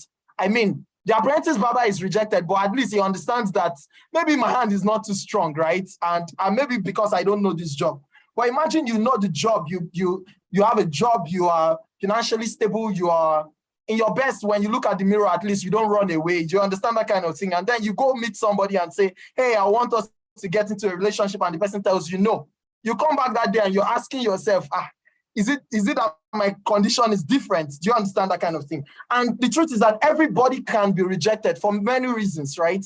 I mean, if models are rejected, celebrities are rejected, presidential candidates are rejected. I mean, people will say, oh, I want to vote A and not vote B. That's a form of rejection, right? And they are rejected for sometimes biases, sometimes valid reasons. A lady could reject you because you are short. A lady could reject you because you are tall. A lady could even reject you because of what you deem to be an advantage. The lady could be like, this guy is too smart. I don't like smart people. Do you understand? So, I mean, right? So it cuts across several levels. But more importantly, I would love to say here that rejection is a proof, right? Rejection is a proof that you're pushing the barriers. Rejection is a proof that you're pushing your limits, right? I mean, if you're sitting in your comfort zone, nobody's going to go a long way to reject you. So at every point in time where you are faced with such, it is very important that you sit back, to remind yourself that you are better than the apprentice barber. All right, thank you very much. Thank you very much. Rejection is a proof that you are pushing the barriers. Rejection is a proof that you are pushing the barriers. So among every one of us this night, those on the panel, we have one married man, okay? We have one married man, and it would be nice to hear from him, okay, how he was able to handle his own rejections as when in his days of bachelorhood. So, Mr. Michael, okay, so how much barriers or how many barriers did you push as a bachelor? Okay, so please do share your experiences with us and how you were able to handle the many rejections you had to deal with. Okay, please, sorry, I was about to say praise the Lord. Please pardon me, please. Okay, well, it's a privilege and I feel advantaged to be married among the panelists this night. And I want to encourage the bachelors on the panel and in the house to also get married too. It will come anyway. It's about time. All right. Well, I would say God has helped me not to be someone who fancy getting into a lot of intimate relationship with ladies. So while the other speaker was talking about relationship with the opposite sex, I was just smiling because it is very technical. It is technical. It has to be a divine wisdom, a divine kind of wisdom to really manage opposite sex, the relationship with opposite sex. So I've had a share of rejection twice, I think 3 times. I never had a lot of intimate relationship, but I had a few, and in that few, I suffered rejection, even with the person that had to be my wife now. she sometimes called it quits after a month, that she's no longer interested, that we should have a break. So fortunately, after the break, we were able to redefine our relationship, make some commitment, and make some further moves, and then it's led to being married to each other. So my first kind of rejection was when I was in a kind of a romantic, let's say, romantic relationship with a lady. Oh, okay, then we were still very much younger, and the lady happens to be friend's sister.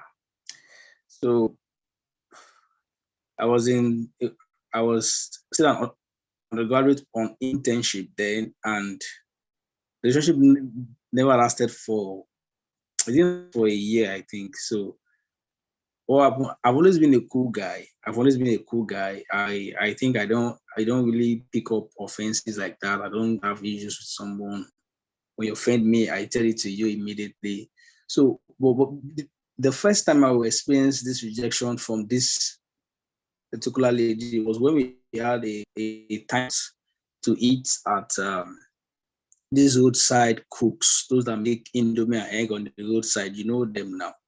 So we stopped by to have a meal there, and I was waiting for her to come join me there because we already had an appointment that we would meet there. So, and while she was coming, I saw a guy trailing her, and they stopped opposite the you saw your competitor. exactly.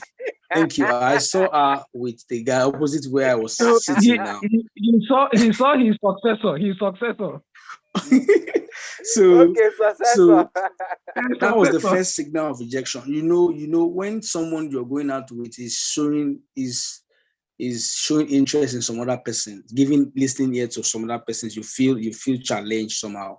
So I saw her. I was not expecting her to give audience to that guy, but she gave a very good audience. They stood for a while. They had a discussion. They exchanged number. They exchanged contacts, phone number. Now, when she got to where I was seated, I was asking her, girl, why would you give that guy your contact? And you know I am seeing you from where I am. Honestly, I felt rejected immediately. I felt like, wow, this lady is trying to dump me to my face, as in dump me to my face instantly. So I was trying to trash out that, and she told me it's nothing. This is a big deal to me. So we tried to chalk things out. On that night, I was unable to eat that food after the lady made that very delicious, because from the aroma, you could tell that it's going to be a delicious meal though. So I couldn't eat that meal. And I was so bad. And funny enough, this lady ate the whole meal. The meal for 2 persons, she finished it all. And she was like, it's just to tell me that it's nothing. I shouldn't feel bad about it. And she will not let the food to waste. She ate the meal and I went home. I couldn't even sleep. I couldn't even sleep very well. I was just bothered about the whole scenario. Mr. Michael, they served you breakfast and I still ate your breakfast. I had my dinner rather. Dinner. So that was the very kind of breakfast I was served, and it was not quite long. Some other indications showed that she had already rejected me without openly telling me that I don't want you any longer. And I moved on because life is always ahead of you. Life is always ahead of you. So you are going to learn as you progress in life. So I learned my lesson. Although I felt bad, I could not sleep well. I could not eat well for some days. But after so much word from my mentor, from my friends, from my parents, and the guy, you're too young to wallow in this kind of relationship issue. Have a brighter future ahead of you. Just move on. This is not where you will stop. You have to move. So I moved on. Another rejection that was also very serious was the one I had during my, I think 2 years after that, I tried the relationship again.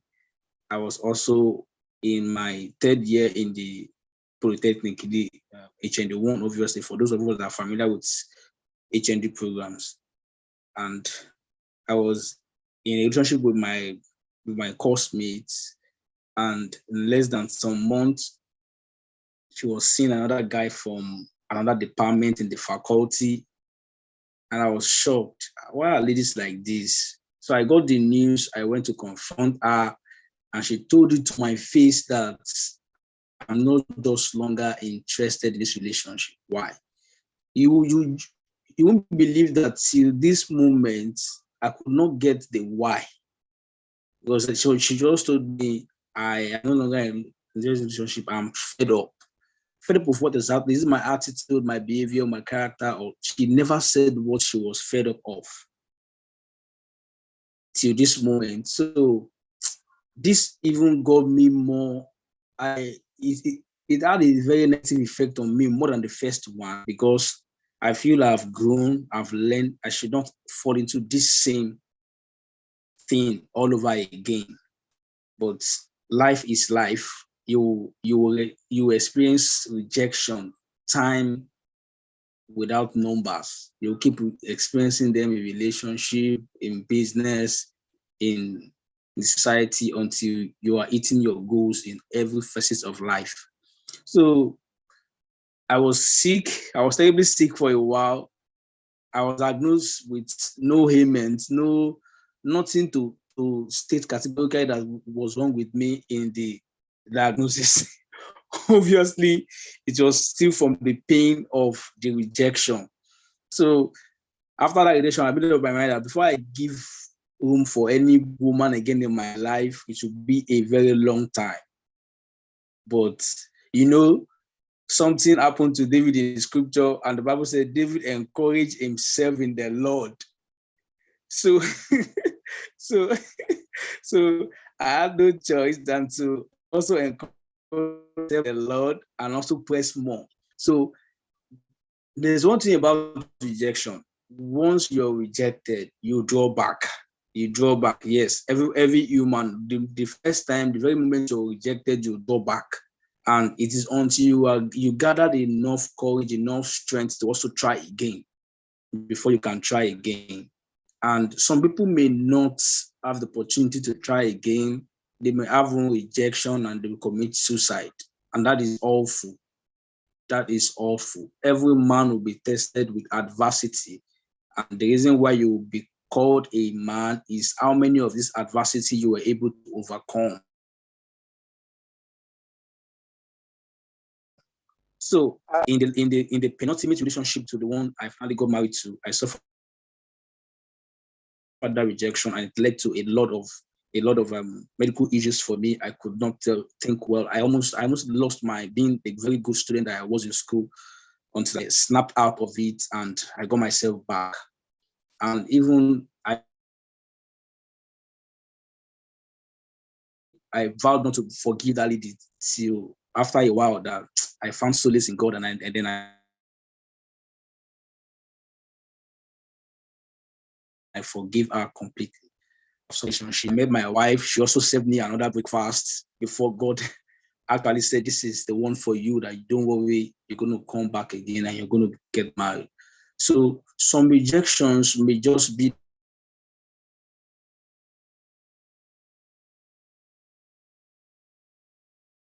that the timings were not, definitely not the right. We have to split to also come back again. So in rejection, it might be timing. It might be alignment of purpose. Your purpose may not align, your values may not align, your business may not align. So they may reject you based on these factors. So my wife actually rejected me based on we discussed later, and then we saw that these reasons were what we can discuss and reach a common ground. So, and then we give glory to God now. I found my wife. because the Bible says he will find a wife has found a good thing and has obtained the favor of the Lord. So I missed all this rejection. I was able to find a wife after so many tries as well. So I think rejection is not rejection until it is a big no. It's a big no. So you can keep pressing, till you see that this thing there's no way and you try another way. So I would like to stop here so that All right. Thank you very much, Mr. Michael. You've actually given us a history, a history of your journey with ladies, and that's nice. I've had my own fair share of rejection in that regard. I think the first one was when I tried making attempts in that direction, and the way I was rejected in a gentleman. I was rejected in a gentleman way. Okay, and till tomorrow, I will appreciate that lady for rejecting me for rejecting the proposal in a gentleman way. Okay, and then there was one that really dealt with me. Okay, I think that was the first heartbreak I had in my life. Okay, the first heartbreak I had in my life. We are friends for over a year, and very close friends that people around thought that we were cutting or there was something going on, and only the two of us knew that there was nothing officially going on. Okay, so when I finally manned up, and I dropped the question.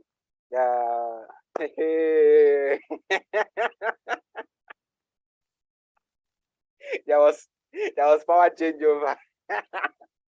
So I asked the question, and the reply I got left me heartbroken for months. Like for months, it took me months to heal from that particular rejection.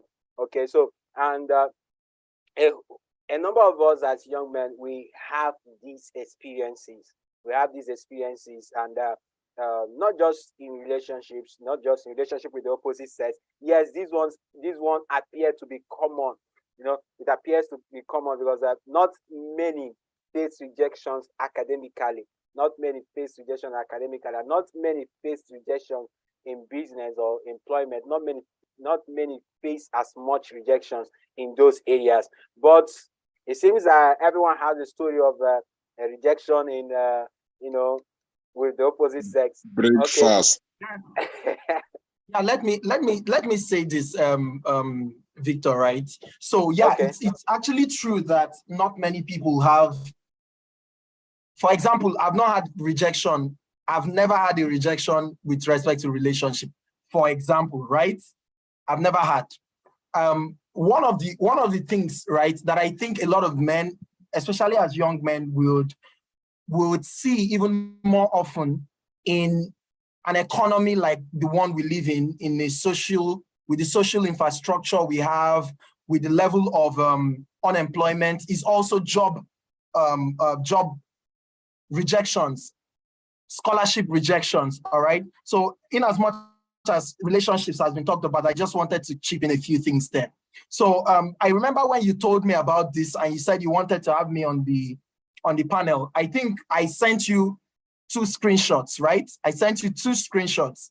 I'll just talk about it so that I don't waste time. I sent you 2 screenshots of one scholarship, right? That was sent to me a day before your request came in. One scholarship and one job offer, right? A job offer with a multinational firm that needed me to relocate and all of that. And at the end of the day, for one reason or the other, I don't want to say maybe because I am Black, that would mean me jumping into conclusion on a racial basis. But for one reason or the other, I've been able to scale through 7 interview processes with 7 different panels across 3 different continents, right? And at the end of the day, they say, oh, for one reason or the other, we are not going to pick you, or we are not going to choose you, right? Some people will say it's destiny. Some people will say it's whatever it is. But I sent that to you, but I sent it to you more importantly in good faith. And I remember we spoke for nearly 2 hours that day on the call. And I didn't feel like it affected my self-esteem in any way, right? I didn't feel like, I didn't feel anyhow. The second one was with respect to a scholarship, right? And more importantly, they didn't give me a scholarship, but 2 other people gave me a scholarship. And one of the things that was consoling to me is the fact that at every point in time when I get a rejection, for example, and this could help us with dealing with rejection. So when you get a rejection from a lady, for example, it's okay for you to go and check what the global population is and check that there are 3.5, at least 3.5 billion ladies also, right? And then you do the probability and the calculation and realize that it is 0.0000000000017 that just rejected you. That's infinitesimally irrelevant, right? So that helps me, one. Secondly, you get a rejection from the scholarship for a school, and then you realize that, oh, there are 50,000 schools that are giving out scholarships, right?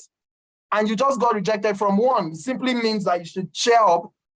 That is the what do you call it? There is 0.00000 whatever, right? So it gives you that courage to say, oh, one person out of 50,000 schools just rejected me.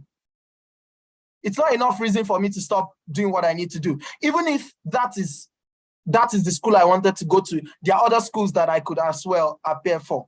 The same thing happens for jobs. And when you are rejected on a job, for a job, there are several reasons why you can't be. So, and I showed you a reply and my reply in that email that I sent, and I said, hey, thank you so much, right? And I am grateful that we are all part of, trying to make the world a better place, right? And I hope that I can meet you guys in the future, right? Why? Because it does not affect me as an individual. So to help us manage these things better, you must realize that you are not the one rejected.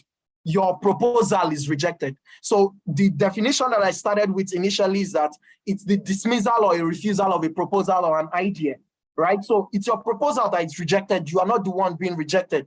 It's your idea that is rejected. You are not the one. It's your application that was rejected. You are not the one rejected. So somebody could say, oh, I don't like you because your nose is big. And another person is saying, oh, I love this guy's nose, right? So one of the things that you can also do aside calculation, right? Like I already said, you calculate it to say, oh, one person rejected me out of XYZ people. Second thing that you could do is to practice self-assurance, right? And self-care. I love myself so much, and it is not necessarily in a narcissistic way. I could stay in my apartment and stay there all by myself, and I am just happy, right? I love to communicate with myself, and it doesn't have to be in a narcissistic way. It is okay that the day you get rejected, you take yourself out for a dinner, right? Put yourself in the table, order your best meal, right? It could not be a place fancy. It could be Cheaties. For those that are in UNN, like I see a few UNN people, it could be Chicken Republic, it could be Genesis Restaurant. Treat yourself to a nice dinner, right? Treat yourself quite well. And more importantly, the scripture, as in most holy scriptures, right? You hear, do unto others as you want them to do unto you. But more importantly, it is okay for you to do unto yourself like you want others to do unto you, right? So if you want to others to accept you, accept yourself, right? If others reject you in a particular way, you want to accept yourself in that particular way also, right? So you want to treat yourself that way. You want to also lean onto support systems. Some people live in a communal world, some people live in a social world, but more importantly, if you lean onto support systems to call the, I think when I spoke with you, I felt better, even if I already felt better, but I felt even more better, right?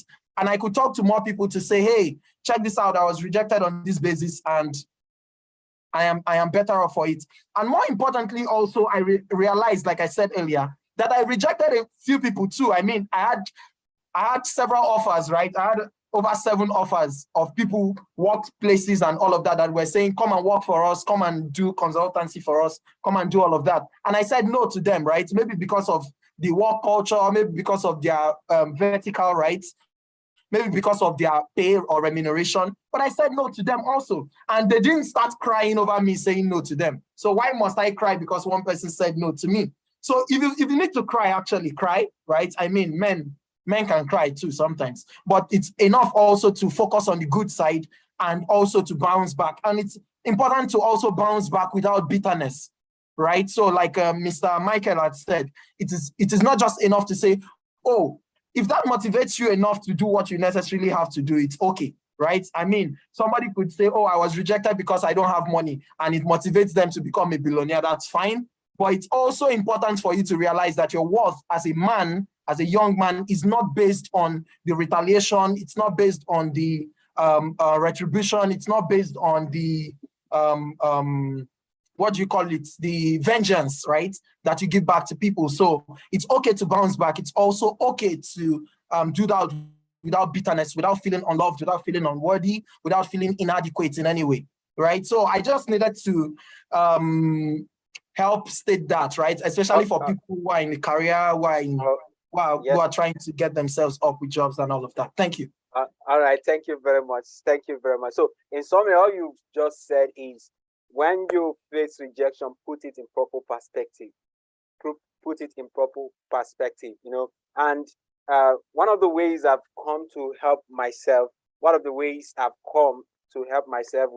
dealing with certain rejection is that before I make any submission or before I make any proposal, I always tell myself it could go either ways. It could come back as a yes or a no. So, and I am open to however it returns, whether a yes or whether a no. I'm open to whatever reply. Okay, I'm applying for a job. It's either a yes or a no, and I'm open to it. Okay. I want to start a business. It's either I want to share an idea with someone. It's either the person accepts it or rejects it, and it's all fine. Okay. I see a lady and I'm so interested in her, and I approaches her. I tell myself it's either a yes or a no. Okay. Nan, I don't know why you are laughing.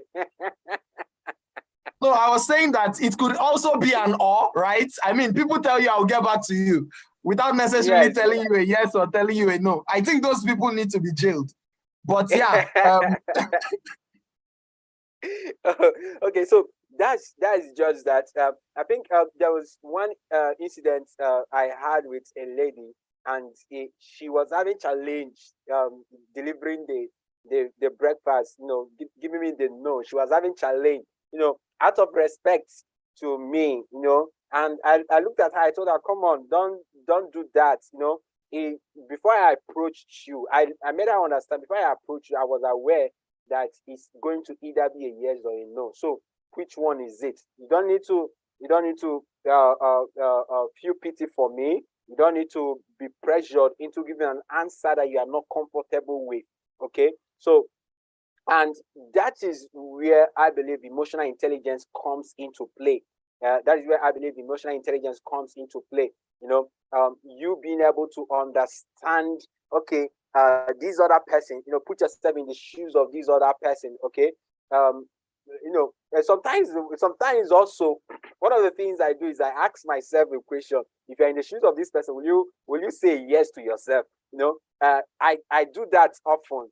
You know, I submit an application and I receive a no, and I ask myself, if you are in the shoes of this person and you are hiring, would you have hired yourself based on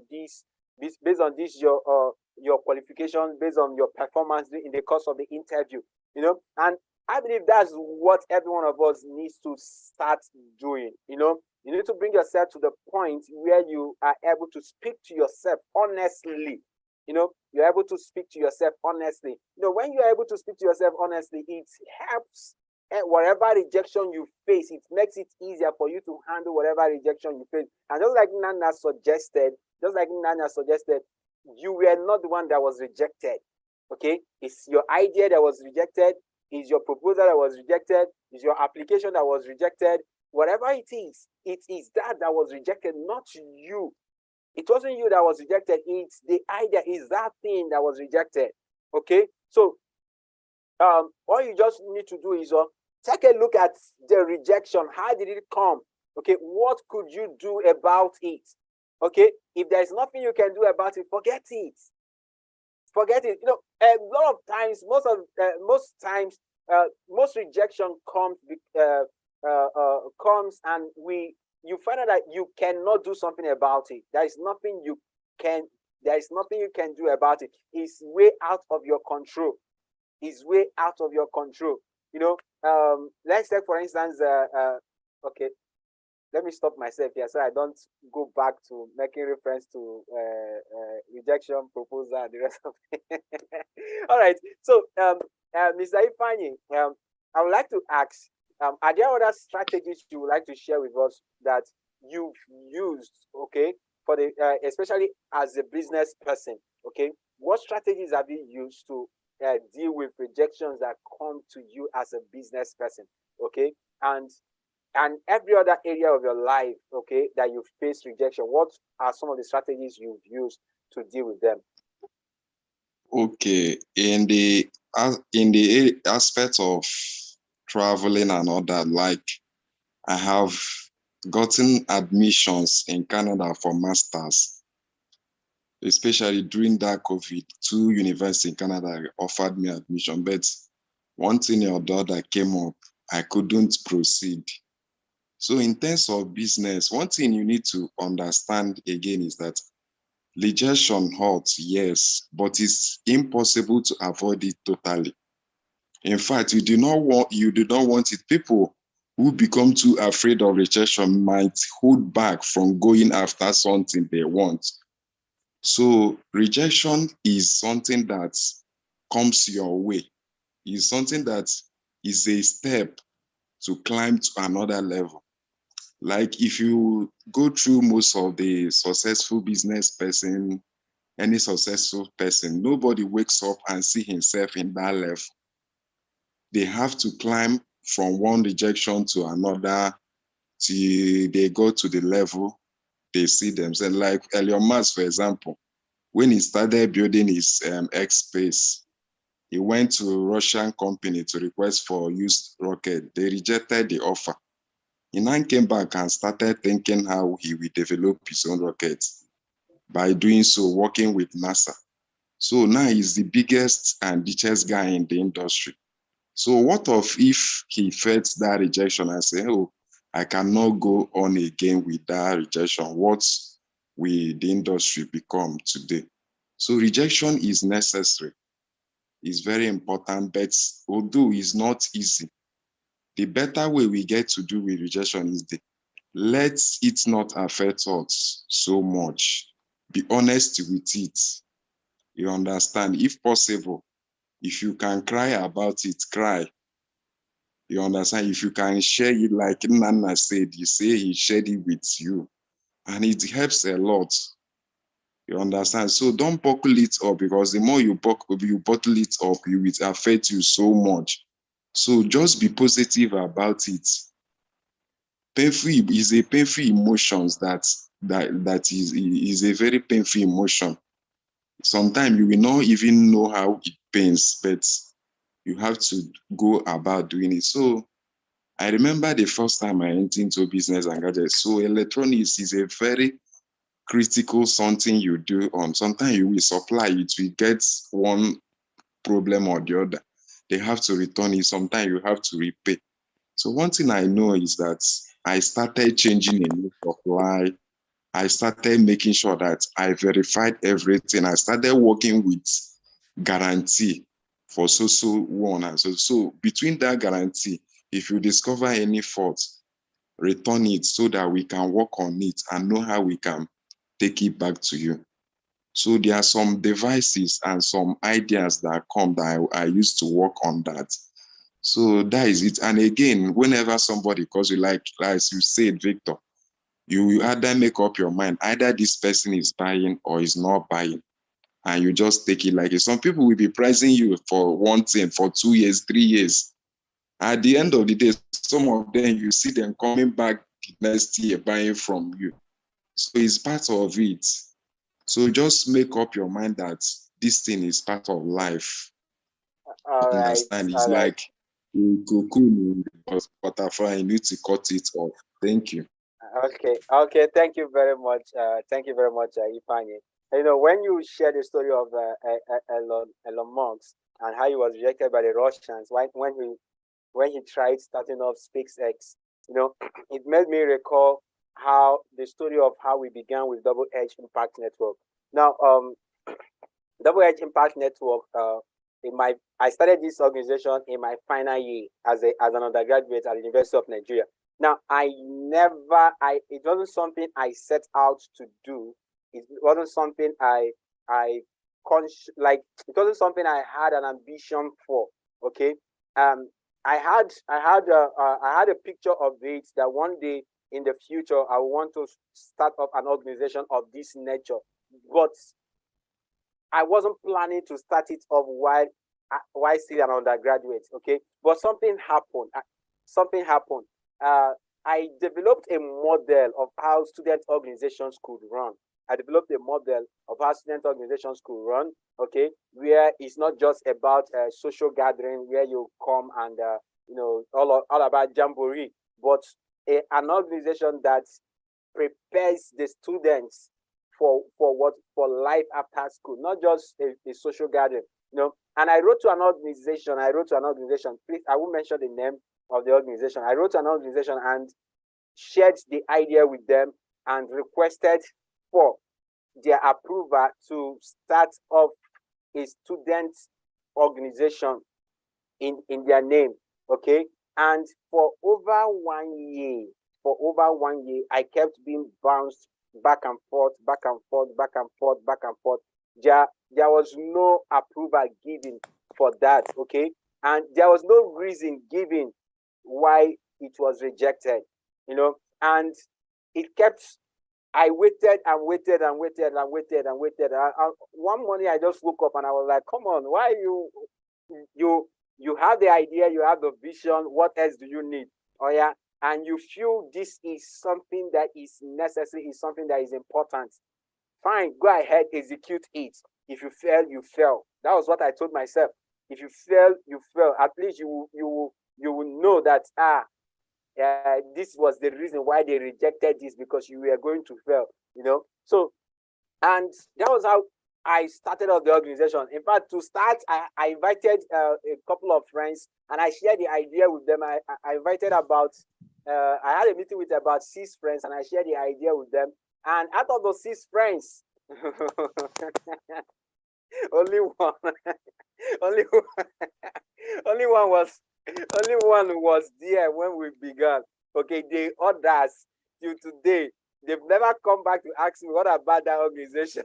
You know, only one, and the one that was part of the starting of came so that he won't spoil the relationship I have with him. So,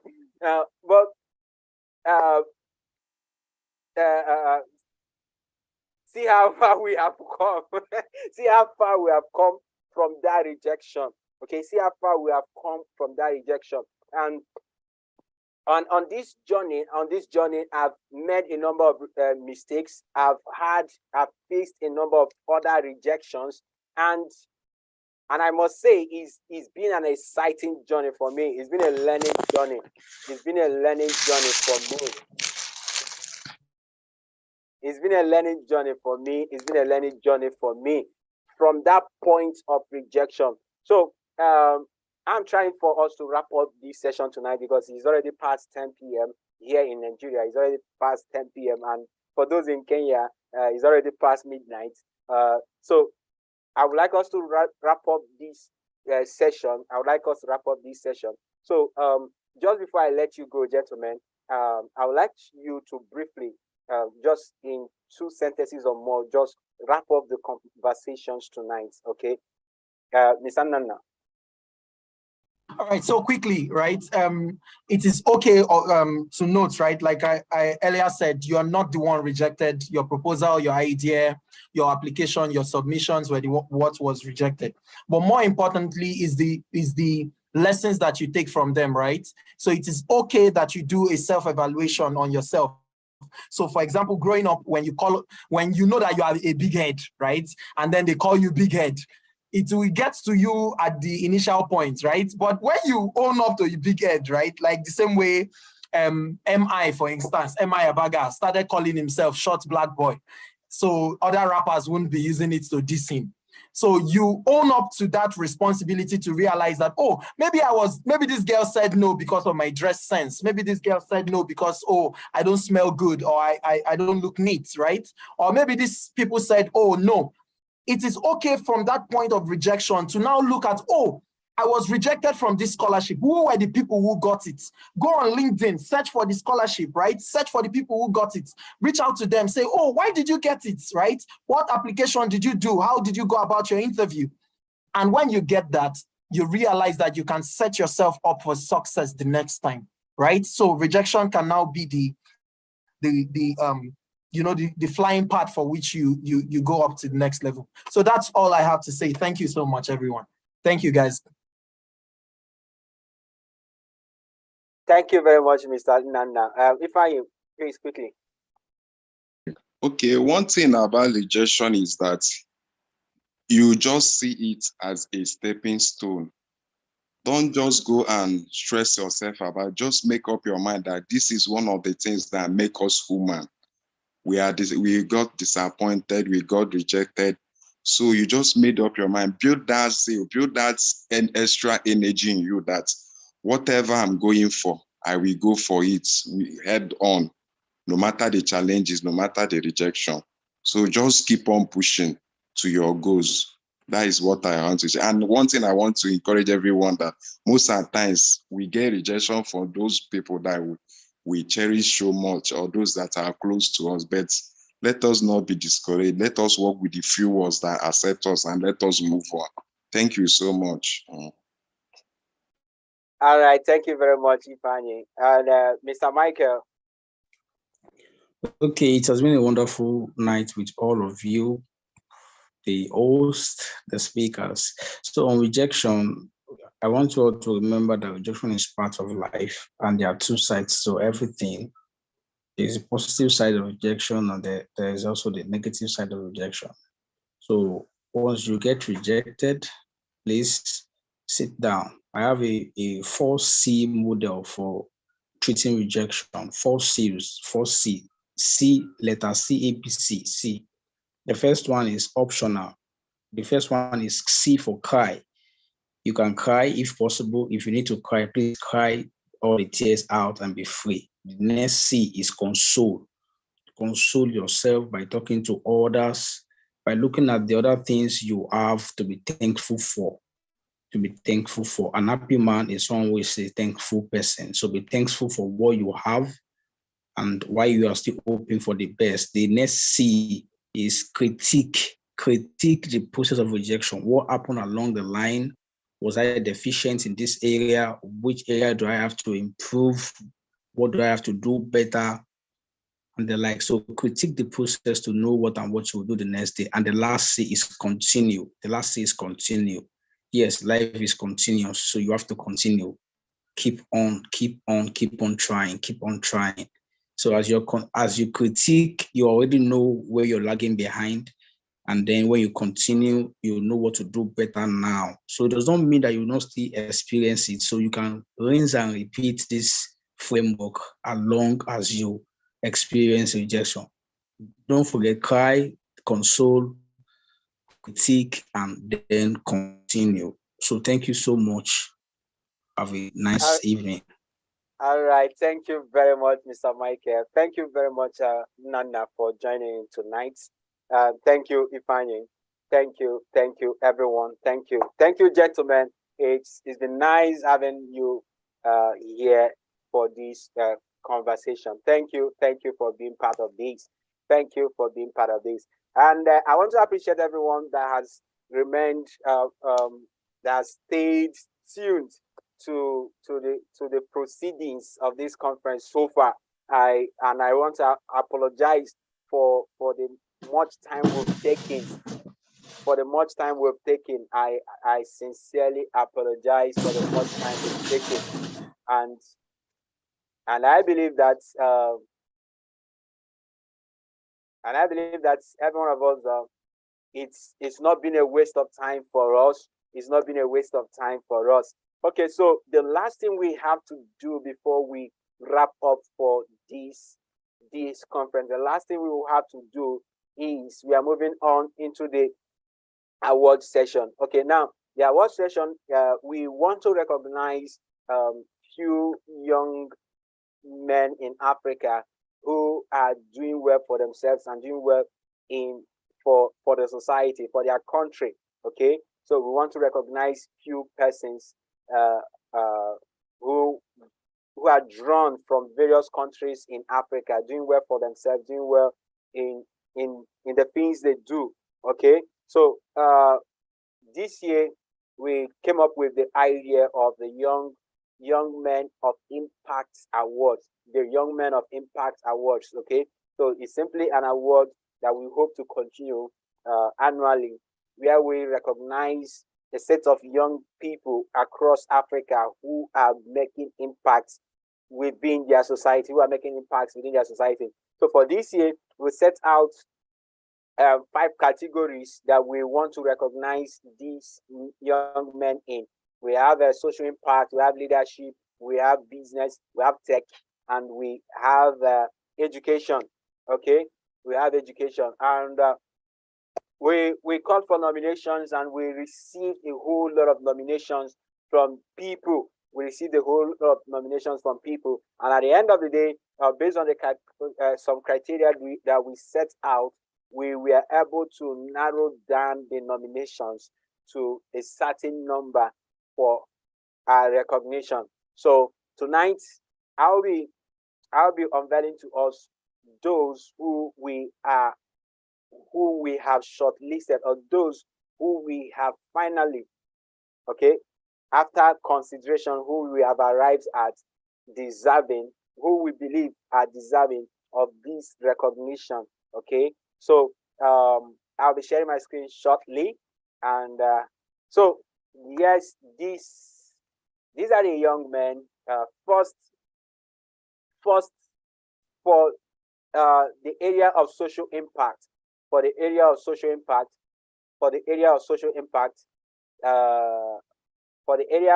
impact, these are the young men that we have. For the area of social impact, we have Mr. Solomon Okeke. Mr. Solomon Okeke, he is a co-founder. He's a co-founder of Impact Field. Impact Field is a social enterprise that exists to help young people and other individuals in the area of capacity building. Okay, and then we have Mr. Emmanuel, and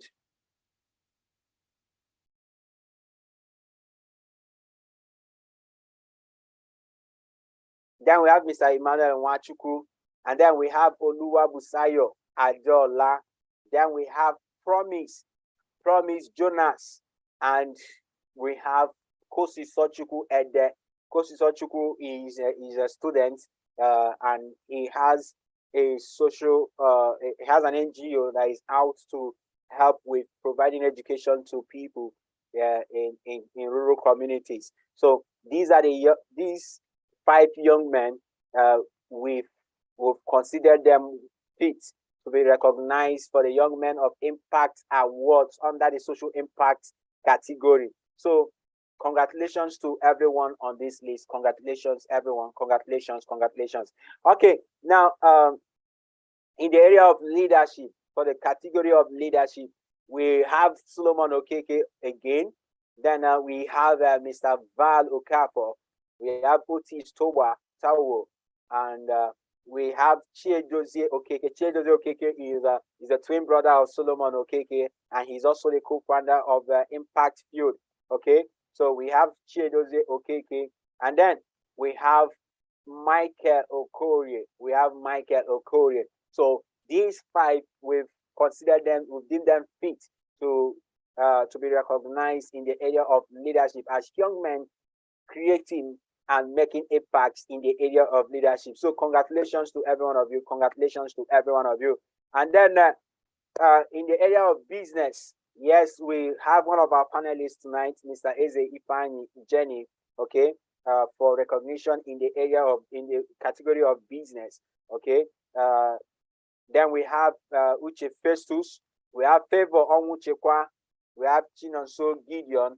Okay, so these four, we deem them fit for recognition in the area of what? In the area of business. Okay, and it's our belief that with this recognition that these young men will continue to do more in these areas, all right. And in tech, okay, so we found these two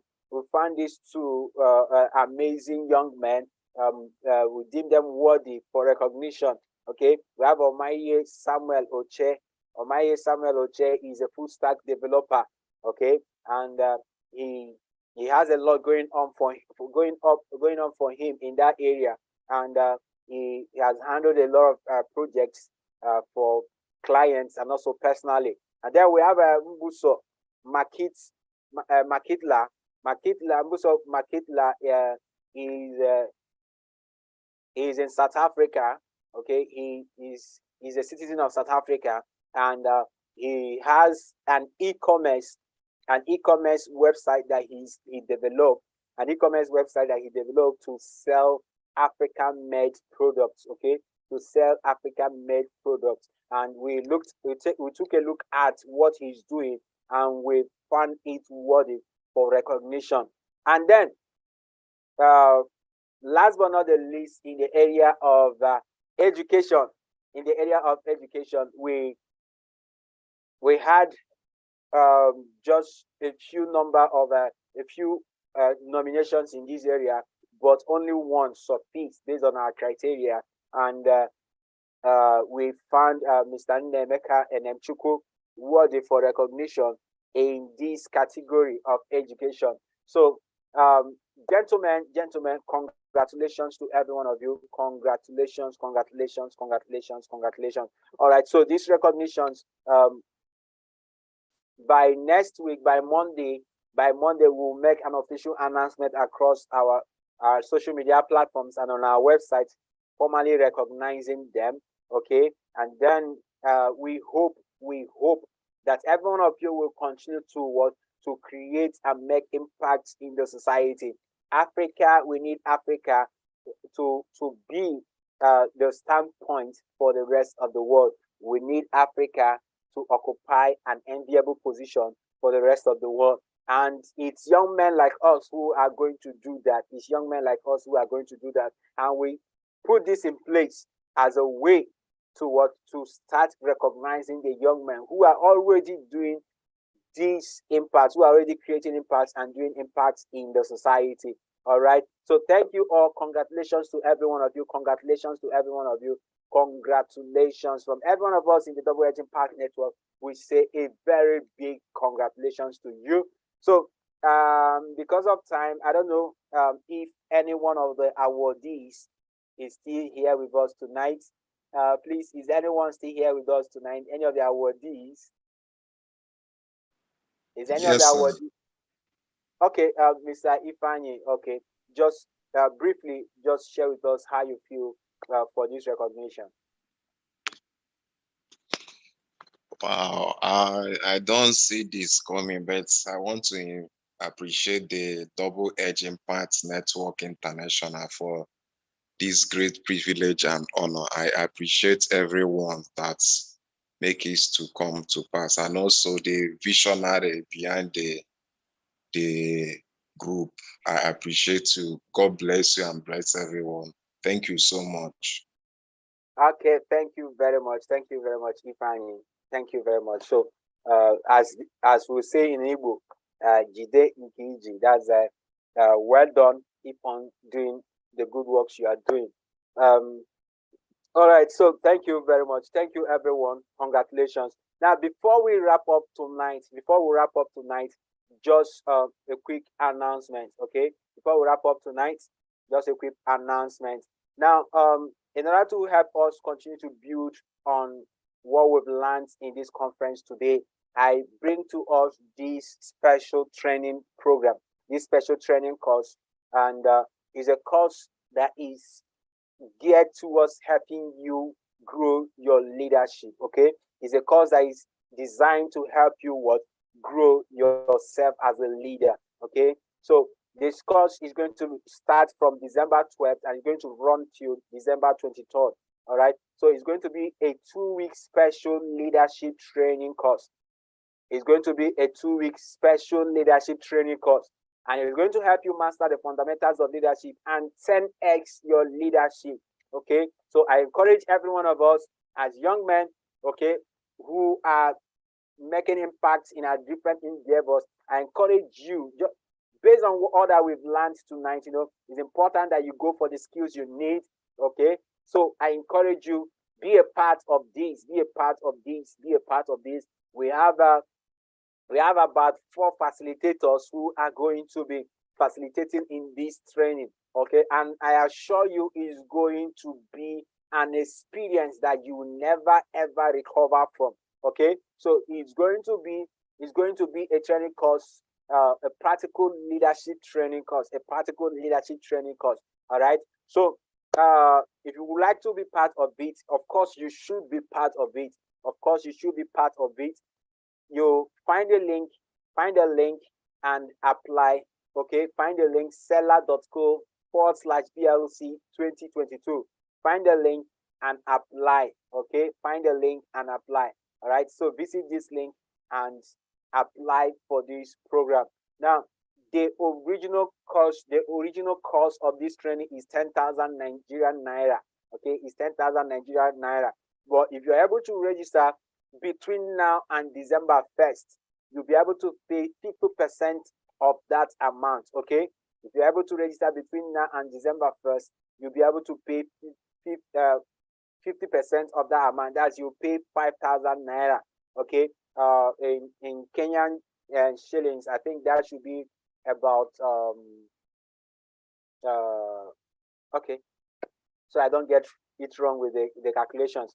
All right, so take hold of this. So wherever you are in Africa, once you visit this page, you'll be able to pay with your local currency. Okay, you'll be able to pay with your local currency. All right, so you don't need to worry about conversion. All right, you don't need to worry about converting your currency into the Nigerian naira. Once you visit the page, you'll be able to pay with your local currency. All right, so now in this training, you are going to be learning about developing self-awareness for leadership. And you're going to be learning about the leadership mindset. You are going to be learning how to understand your leadership style, developing influence, effective branding as a leader. Now, this night we talked about rejection. So oftentimes, the reason why you are rejected or your business is rejected is simply about branding. Okay, so it's important that you learn how to brand yourself as a leader.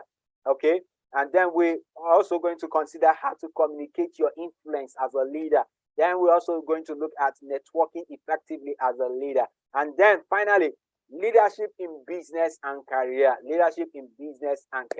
So it's important that you get to be part of this training course. Don't miss it, and invite your friends to be part of it also. More details will be sent to every one of us through email, and it will also be shared in the WhatsApp group. All right, and yes, from this point onwards, you get more details about this training on our social media platforms. And then finally, I don't know who is excited. The next edition of the Young Men Conference holds on Saturday, November 18th, 2023. Okay, Saturday, November 18th, 2023. That's the next edition of this conference. Now, before that next edition, we are going to be having series of engagements amongst us as young men to see how we could continue to grow ourselves. All right, to see how we could continue to build bridges, build connections, network with one another, to see how we could collaborate. Okay, so, but for the next edition is going to be on Saturday, November 18th, 2023. And I'm looking forward to having every one of us that participated in this maiden edition being part of that next edition. And the theme of that next edition is the complete man. And I believe every one of us wants to get to that point where we become a complete man. All right. So that will be the focus for the next conference come Saturday, November 18th, 2023. So on this note, I really want to appreciate every one of us. Thank you all for being here. Thank you for being part of the young. Thank you for being. So the crime of water is about women say it must stop here. So we send